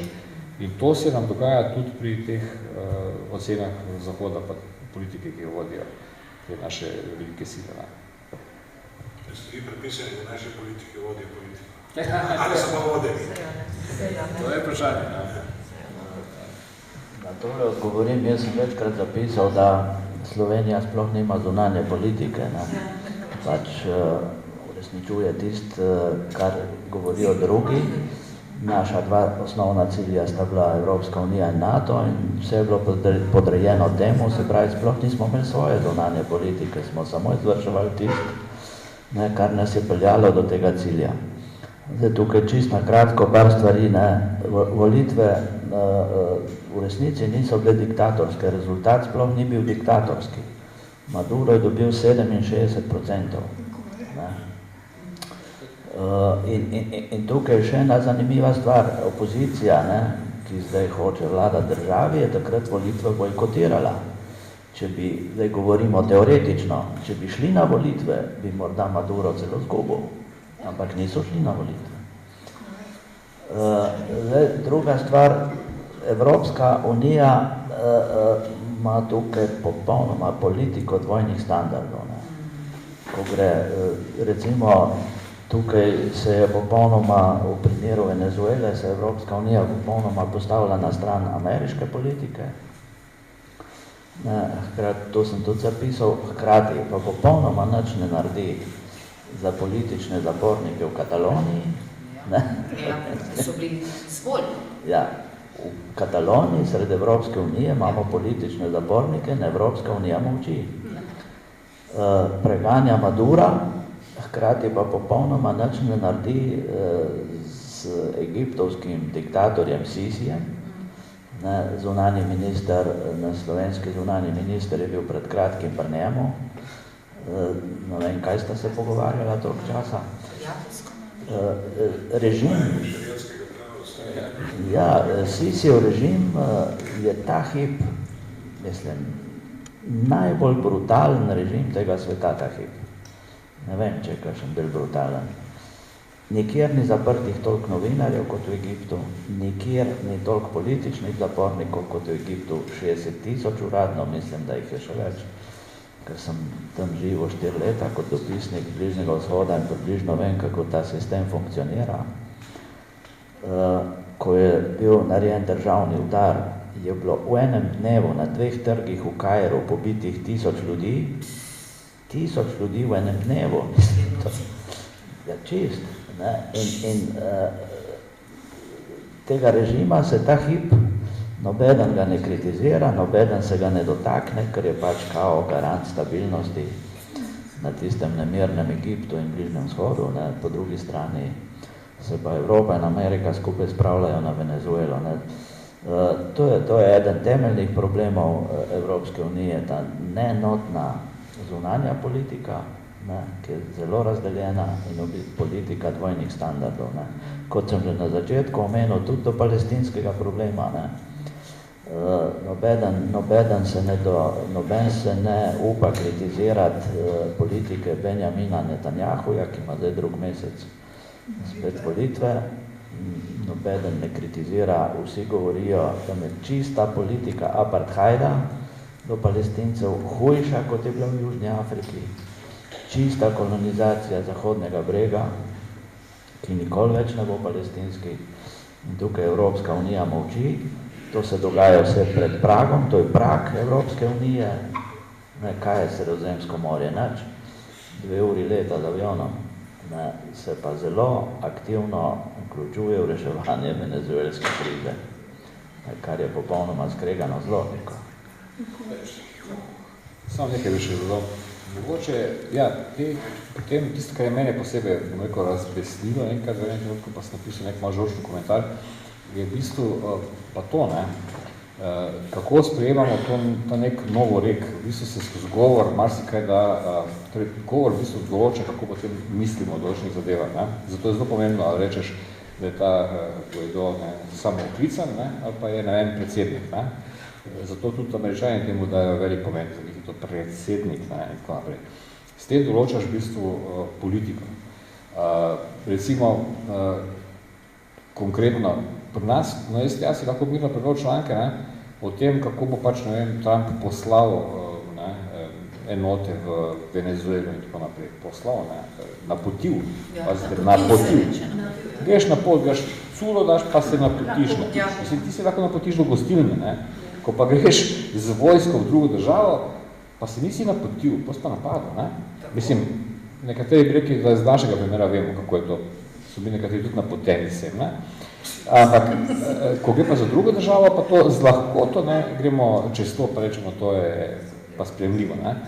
In takih zadev je še veliko. Se pravi, od tega, kako se predsednik imenuje, ali pa danes sem to recimo nekje pisal, mislim, nekje vesloci, mislim, da so že tam začeli.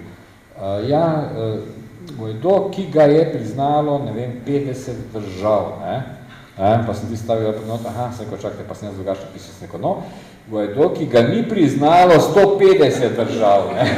Mislim, če smo že pri tem, ne. Veste, kako obrneš perspektivo, ne. Lahko je že, da ga je 50 priznalo, ali pa od 190 pa še nekaj, ne, držav, kusor bi rekli nekateri, ne, na svetu, v članici OZN, pa še recimo kot Tajvan, ki niso, jih ima več, je pa približno 150, ki niso priznali, ne. Tako, ja. In zdaj, tu ste priznanih, ne, na to se pa malo spoznam, ne, je pa tako, ne, to je lahko tudi zavestna politika, lahko nepriznanje ali pa priznanje. In za priznanje ali pa z nepriznanjem ti lahko nekaj stvari narediš, ne. Konkretno povedano, Ian Browley, mednarodni pravnik, je rekel, mednarodnega pravnika ne razrešuje do te dolžnosti, da pogleda, kaj se je dejansko zgodilo, ko sliši za priznanje. Ne. Ti moraš pogledati, ne. Nepriznanje je lahko samo neprijazno dejanje, ne. Lahko pa je del širše politike, ki je načelna. Ti nekaj ne priznaš, recimo okupacije Golana, ker je to kršitev mednarodnega prava. In potem je to nekaj, kar ima temelj v Stimsonovi doktrini, ki si jo je izmislil en Američan, ki je tako znani minister Amerike in ni želel priznati, seveda, Mandžuka. Ko so Japonci naredili marionetno vlado in okupirali en del Kitajske, ki jim ni pripadal. Ne. To tam se nekje se je začelo. Ne. Ta politika ima se pa eno tradicijo, zdaj že mednarodne skupnosti, in gre za neko nepriznavanje. In to ni samo pač ne priznavamo kot tako, ampak to je potem politika, ker gre za načelno nasprotovanje nekim spremembam, ki so nezakonite stališča mednarodnega prava. Golan, recimo, je tak primer. In zdaj Američani lahko stokrat priznajo, ne? Ampak svet tega ne priznava, ne? In praksa se tu ni spremenila in zato je to kršitev. Oni so zdaj stopili samo na stran kršiteljev mednarodnega prava, pa še enkrat, nič drugega, ne? V tem konkretnem primeru. Zato je to drugič, ne, seveda, lahko pa tudi, ko priznaš, ne, narediš nekaj, kar je legitimno, priznaš neko vlado, ki se to pač zasluži, ne, zato, ker je utemeljena na samoodločbi, ne, neka odločitev. In imamo primere, kot celo Slovenija tega ni naredila, no. Pustno za to čako s to otočje, ne, ko smo pozabili, so glasovali za to, da postanejo država in tako naprej, da se odcepijo.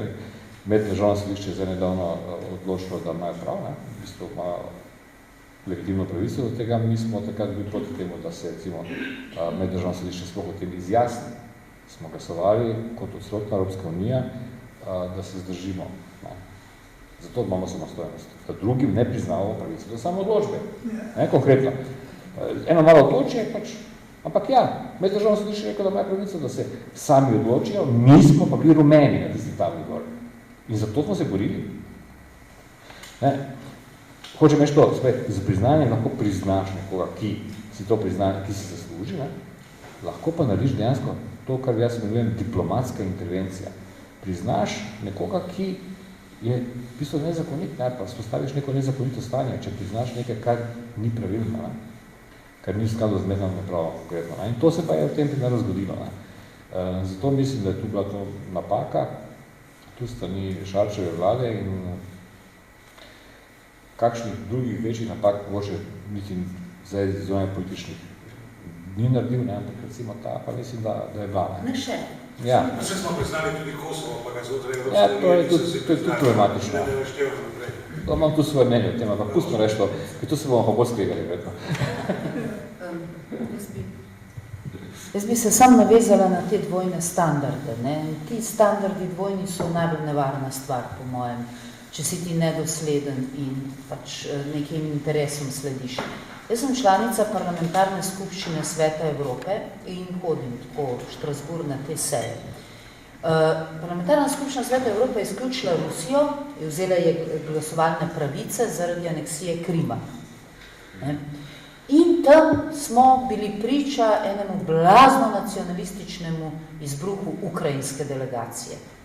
Peli so nacionalistične pesmi, ne nacionalne, domovinske, ampak nacionalistične, vzklikali so tako, da so kričali slava naciji in tako naprej, ne? In bilo je grozno. Bilo je grozno. Ruska novinarka je prišla ga vprašati glede na izjavo, je takole predstavnik govoril, mikrofon in mi ga je vrgel v glavo. Mislim, to so, ampak parlamentarna skupščina Sveta Evrope je podprla Ukrajino, Rusiji vzela glasovalne pravice. Zdaj pa je problem, ker Rusija, ker jo nihče nič ne vpraša, tudi tja ne gre in tudi ne plačuje in zdaj bodo morali odpustiti cel kup ljudi in ne bodo mogli delovati. In kadarkoli grem po teh ogromnih stopnicah, vidim transparente, kjer ljudje demonstrirajo. Demonstrirajo pa recimo za kurdsko manjšino. V tistem času, recimo januarja, je Lejla Gujen, to je bila turška poslanka, ki bi morala biti naša kolegica sedeti v Svetu Evrope, ki obravnava in ščiti človekove pravice, je takrat bila na 22. januarja imela 85. dan gladovnega štrajka v zaporu. Zaprta opozicijska političarka samo zato, ker je dovolila razpravo o nečem, kar Erdoganu ni bilo všeč. Jaz mislim, da ni več med živimi, ne vem, kako se je razpletlo. Se pravi, imamo tukaj Turčijo, Kurde, prej smo omenjali Palestino. Smo razpravljali o tem, kako palestinske otroke tretirajo v izraelskih zaporih. Vzamejo otroke od 0 let pa do kamorkoli staršev, da bi jih disciplinirali.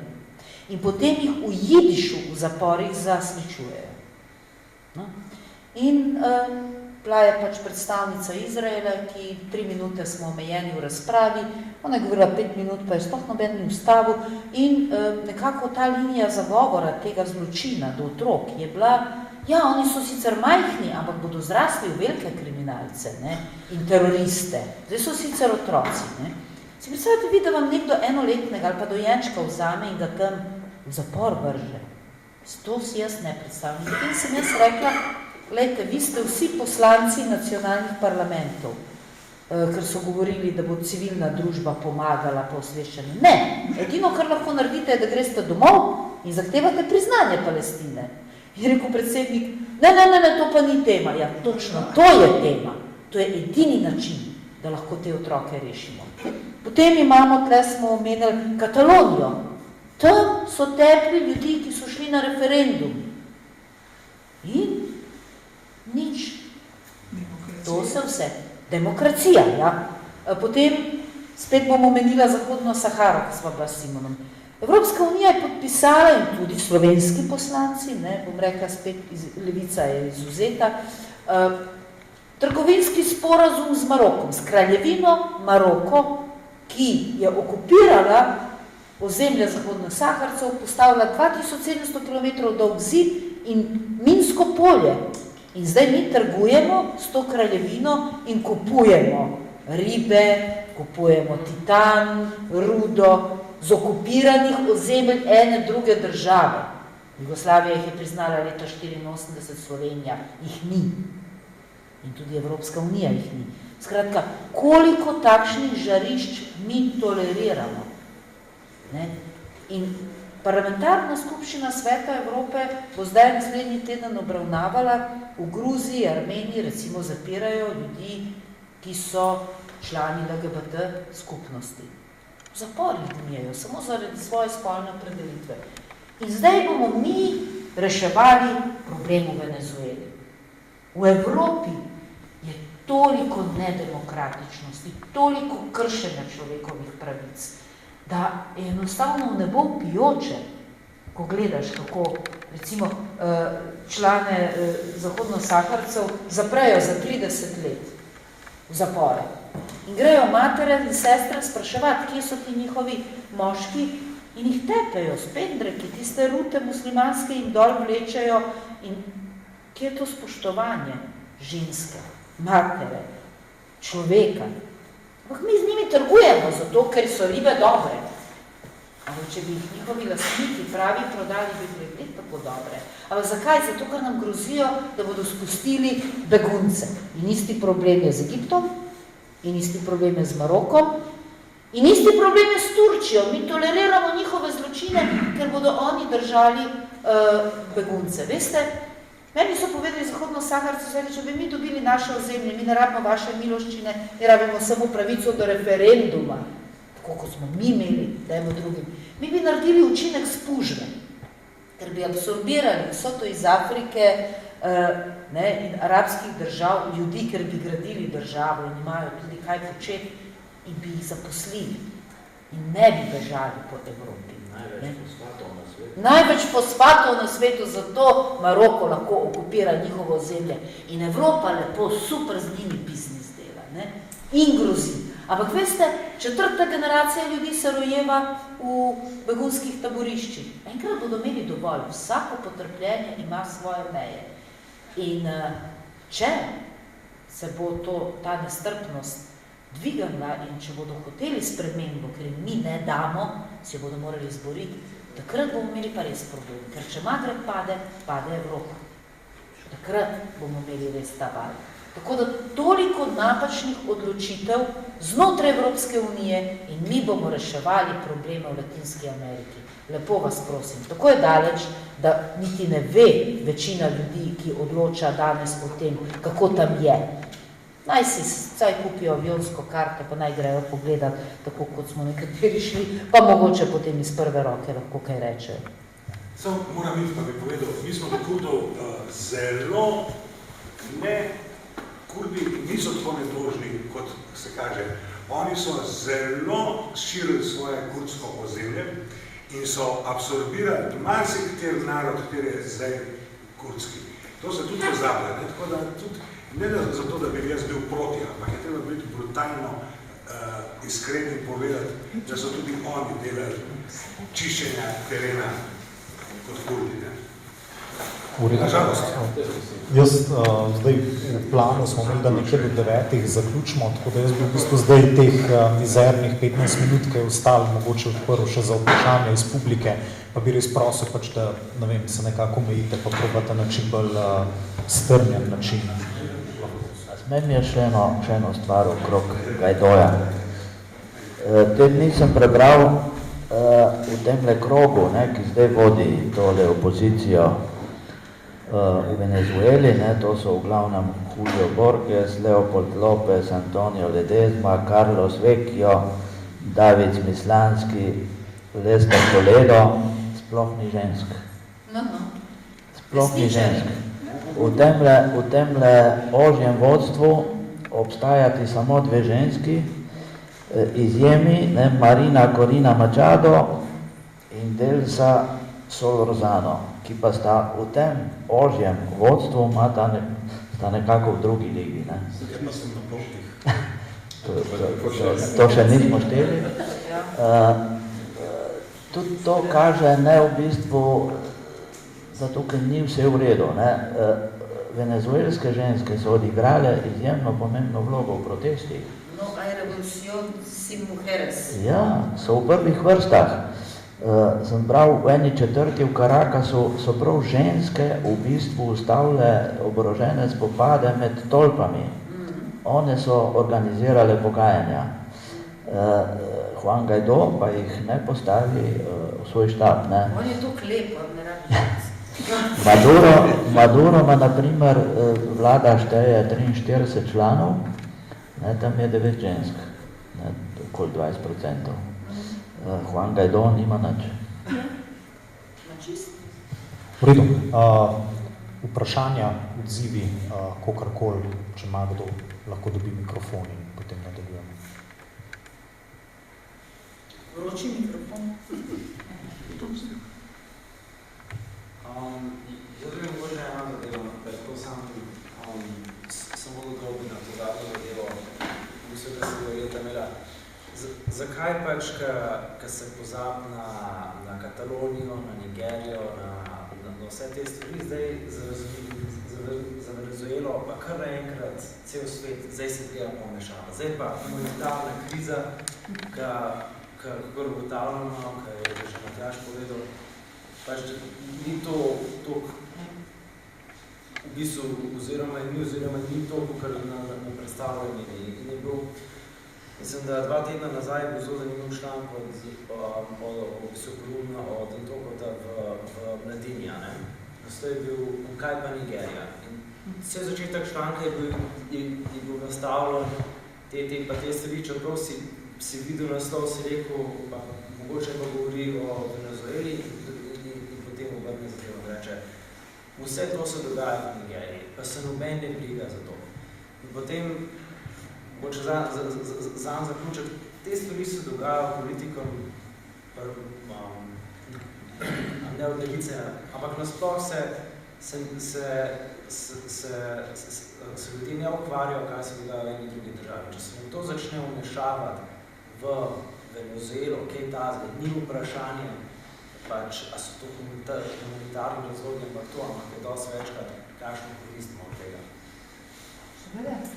Ja, mogoče treba razumeti, kakšen je ta svet. Ne? Svet, s katerim smo, po eni strani seveda deluje po nekih načelih mednarodnega prava, ampak samo deloma.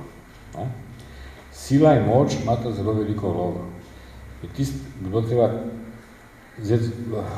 zelo vzir, kar sem začetku povedal, se pravi to, da ni nočnega čuvaja, ki ti bo pomagal. Se pravi, bistveno, za tiste, ki na realističen način gledajo na svet in na mednarodne odnose, je to temeljno spoznanje. Da je svet dejansko nekoliko anarhičen in da je nevaren.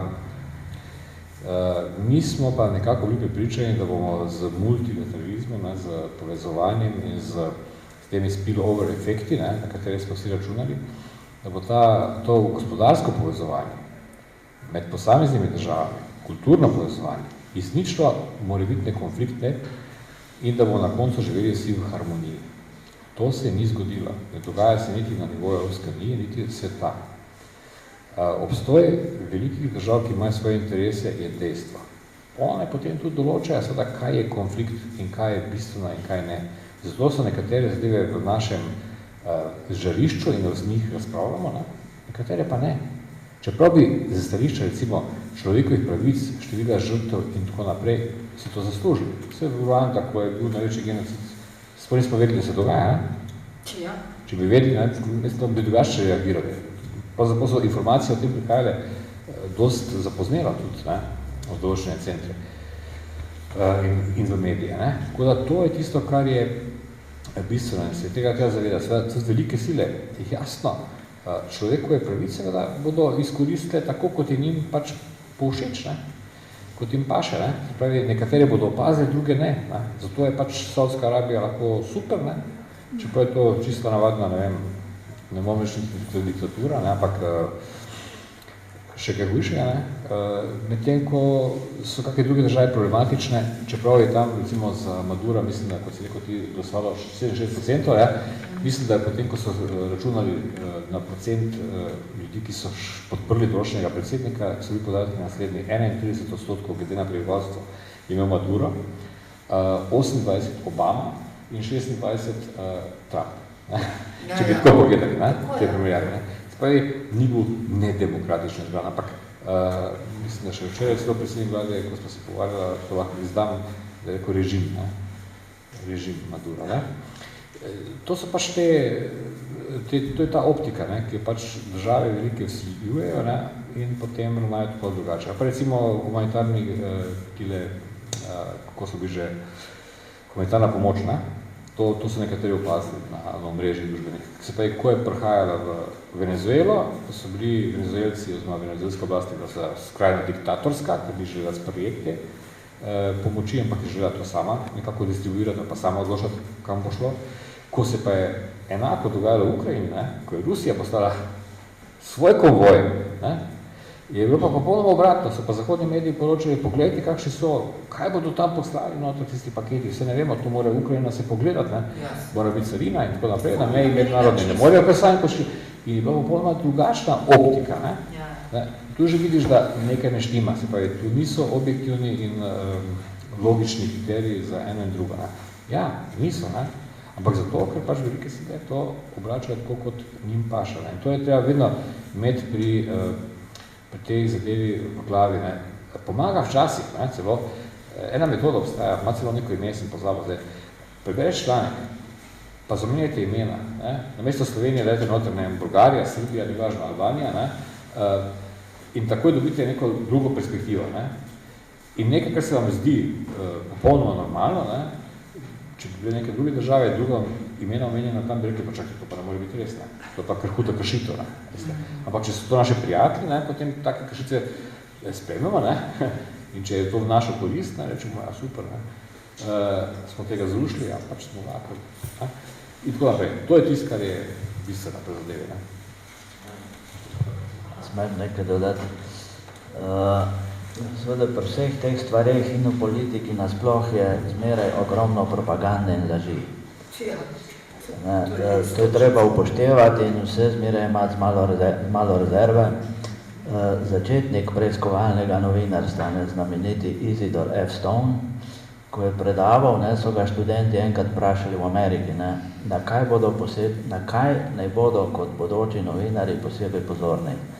On je rekel na kratko, vlade lažejo. In to je treba zmeraj upoštevati, ne, karkoli vlade rečejo, moraš imeti zmeraj nekaj v ozadju, da morda lažejo. In jaz sem se pogovarjal s tem profesorjem Johnom Mearsheimerjem, ki je bil omenjen na univerzi v Chicagu, na isti univerzi, kjer je bil Obama profesor ustavnega prava, preden je postal predsednik. Sva se pogovarjala tudi o tem. On je napisal sjajno knjigo, jo priporočam, ne, zakaj politiki lažejo. In tukaj je zanimivo, ne, en moment iz te knjige, da v bistvu v demokratičnih državah se laže veliko več kot v diktaturah. Ne, ker v diktaturah je vse jasno, ne, v demokracijah je pa treba lagati. Še eno vprašanje? Eno nehvaležno vprašanje. Naše projekcije za Venezuelo. Projekcije česa? Vaše projekcije za Venezuelo. Kaj se bo zgodilo? Kje začnemo? Kdo ima najmanj črn pogled na situacijo? Ne, jaz mislim, da ne vem, težko bi ocenil, nimam steklene krogle. Možnost obe dve varianti, ne, se pravi, da se bo to zaostrilo, ali pa počasi tudi sam Trump nekako izgubil interes, pa bo šlo to iz optike. To se je tudi že dogajalo v preteklosti. Ampak načeloma seveda pričakujem še zaostrovanje te situacije, zato ker te sankcije, ki jih je uvedel seveda zdaj še posebej, ki jih je zaostril, potrebujejo nekaj časa, da zares ugriznejo, ne? In verjetno tudi na to čakajo še. Ne? Tako da v tem smislu ne mislim, da je situacija dobra in zna biti še veliko težav. In v tem smislu bi bilo treba tudi seveda doma nekako že znova premisliti, kje smo, ne? Ker se ne moš vplivati na to veliko politiko, velikih sil. Ne? Mi to lahko opazujemo, dejansko smo majhni, ko pa še naša politika reče, ja, mi smo majhni, mi nič ne moramo. Ja, mogoče res, ne? Ampak čakajte malo, nekaj pa vendar že lahko naredimo. Se ni treba se umazati, se ni treba vsak kalužo sklopiti, no? Se ni treba povarjati vsakem blatu. V letu 2003, ko so šli v Irak, ne, recimo, se spomnim, da sem bil takrat proti, da to absolutno je kršitev mednarodnega prava, da je napaka in tako naprej. Potem se je izkazalo seveda, da je to dejansko bilo vse na lažnih temeljih postavljeno, ne? Ampak takrat so rekli, kaj je Rupert trdil? Ja, pa moramo podpisati to z Vilniško, NATO rabimo EU, moramo iti tja, tam nas hočejo in tako naprej. Super, ne? Vedno je nek izgovor, ne? Kaj pa zdaj? Zdaj smo v NATO, zdaj smo v EU vse, a moramo se še naprej valjati? Prostite. Mislim, vse ni potrebno, ne? Kot ene druge države, če smo se že izborili za to samostojnost, bi lahko rekli, pač, gledajte, vsi bomo vzdržali, ne? Okoliko je, da bi lahko dali neko mestno pozicijo, bi lahko našli, ne? Naši zunanji politični modreci, lahko rekli, ja, dajte narediti nove volitve, pa da to se država, ne? Spravi skupaj končno, se tu z tega vi lomni na levi, ne? Pa vi na desni, dajte, in tako naprej. Ampak ne bomo pa, ne? Ampak ne, mi gremo z otrokom, ne? Tam, ko vsi, tam pa še mi. Največji hec je, da potem postaneš nerazpoznavno. Slovenija, Slovakija, pa, isti šmor, ne? Mislim, tu bi lahko bil malo drugačne, ne? Ja, to pa je tista država, ki ima svojo glavo misli. Ja, ta pa država pa ni bila, veste, pa Iriako ni bila zraven, ne? Pa pri Libiji, pa pri tisti scenariji ni bila zraven. Zdaj bi imeli že, če bi vodili samostojno politiko, bi lahko rekli, mi že pa pri enih 5 scenarijah nismo bili zraven. Ampak, oprostite, bi smo pa vsaki. Zdaj smo bili pa vsaki, ne? Mislim, to je to, ne? Mogoče včasih ne moš kaj narediti aktivno, ampak lahko se vsaj ne umažeš, ne? In jaz sem si želel za tako državo, ne? Ko smo tako rekoč pač razglasovi, kako bi drugač postavljali, da bi to bilo to, ne? Ko pa pride Cerar gor, pa ne zna drugega, ko ponavlja tisto, kar mu je on Washington tam razloži, ne? A pa kjerkoli druge, ne? To je tisto, kar me malo žalosti, to je pa tako poceni, ja, veste. To je lahko vsak minister, ne? Ni da bila minister, da zna ga bož. Imate vse mnenje? Tudi, če se ne strinjate z Jaz mislim, da pri problemu Venezuele je treba upoštevati 3 stvari. Prvič, ne intervencionizem.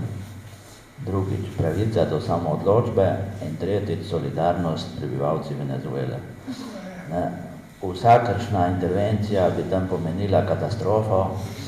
Venezuela ni Irak, Venezuela je dvakrat večja od Iraka, ima močnejšo vojsko. Vsakršna intervencija bi pomenila katastrofo in dolgo vojno.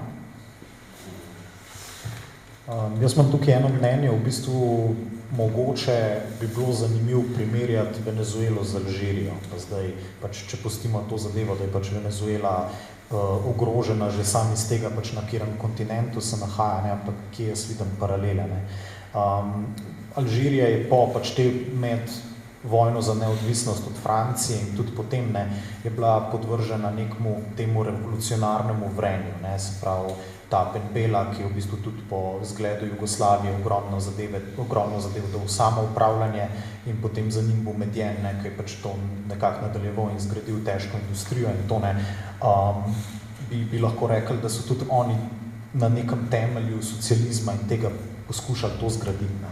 Na kar se je slejko pač na neki točki zadeva sesedla sama vase, ne, in je pač država iz tega gibanja, ne, se prelevila pač v to, kar imamo danes, kar je pa de facto v bistvu vojaška diktatura, kjer je predsednik sicer civilen, ne, ampak smo zdaj videli pred parimi dnevi, pač v Alžiriji se tudi ne govori zaradi tega, ker iz ne vem kakšnih razlogov ni relevantna, ne, čeprav živi tam, mislim, da okrog 40 milijonov ljudi, ima ogromno nafte, imajo super pozicijo, pa ključni so v bistvu v boju, ne, proti terorizmu in to, ne. In vidimo zdaj, da pač je temu predsedniku, ne, preprosto general je rekel, da zdaj ti ne boš več kandidat, ne.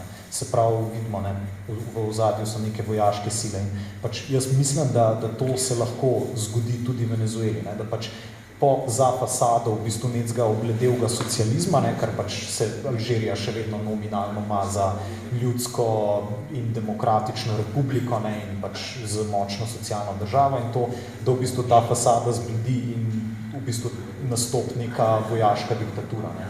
In pač moramo dati tukaj roko na srce, da mogoče neke, ne vem, stopinje v to smer, pač korake je tudi ta vlada že nažalost izvedla, ne, seveda lahko rečemo pač ob zaostrenih teh mednarodno-političnih razmerah, ne, ampak mislim, da bi pač mogla biti to neka, da bi se mogli bati te pasti, ne, se pravi, da se zreducirajo pač na neko malo bolj avtoritarno zadevo, kjer pač socializem samo na papirju, ne, ker tudi Alžirija je zdaj v tej situaciji, da pač borili so se toliko proti Francozom, zdaj pa oni v bistvu črpajo to težko nafto, ne, jo pošljejo v rafinerijo v Francijo, pa svojo nafto nazaj kupujejo od Francozov, ne, in je pač spet ta polkolonialni odnos kljub vsem letom boja v bistvu v nekem tretjem svetu, ne, se je ponovno vzpostavil, ne, in je pač nevarnost, da se lahko na isti način Američani kljub kao navideznemu, recimo, ohranitvi sistema, ne, nazaj nekako noter prek raznih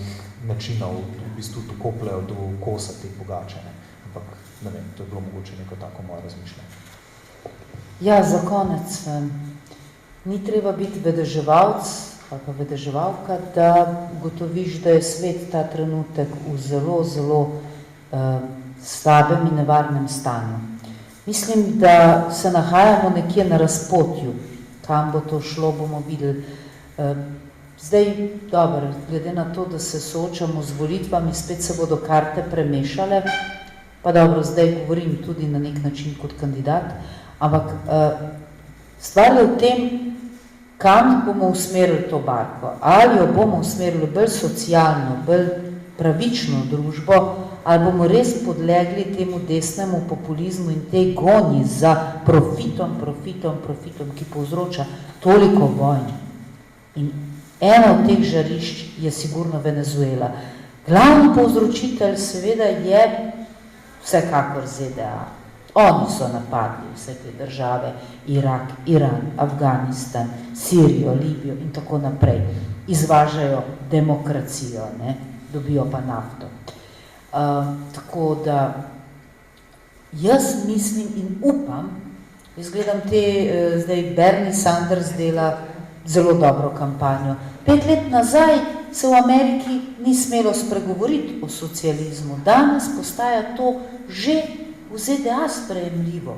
Ljudje odpirajo oči, zato je važno, da mi govorimo. Tako kot ste prej rekli, važno je, tudi Slovenija je majhna, ampak naš glas mora biti slišan. Ti moraš, čeprav vsak glas je pomemben, čeprav reče, pa kaj bom jaz spremenil? Vsak otrok v vrtcu lahko spremeni svet okrog sebe, če je aktiven in če deluje pravilno. Vedno v zgodovini, včasih je meni moja hčika bila še majhna, reka, pa kaj ti kar naprej ustrajaš na tem pa onem? Sem rekla, le v življenju se boš lahko odločala samo prav in narobe. Vmes ni nič. In delajmo tako, da se bomo pravilno odločali. Vsaj mi bomo mirno živeli, vedeli bomo, da nismo sprejemali napačnih odločitev. In potem bo naenkrat to postalo lahko norma. Zakaj ne bi bili vzgled v nečem dobrem, če smo majhni?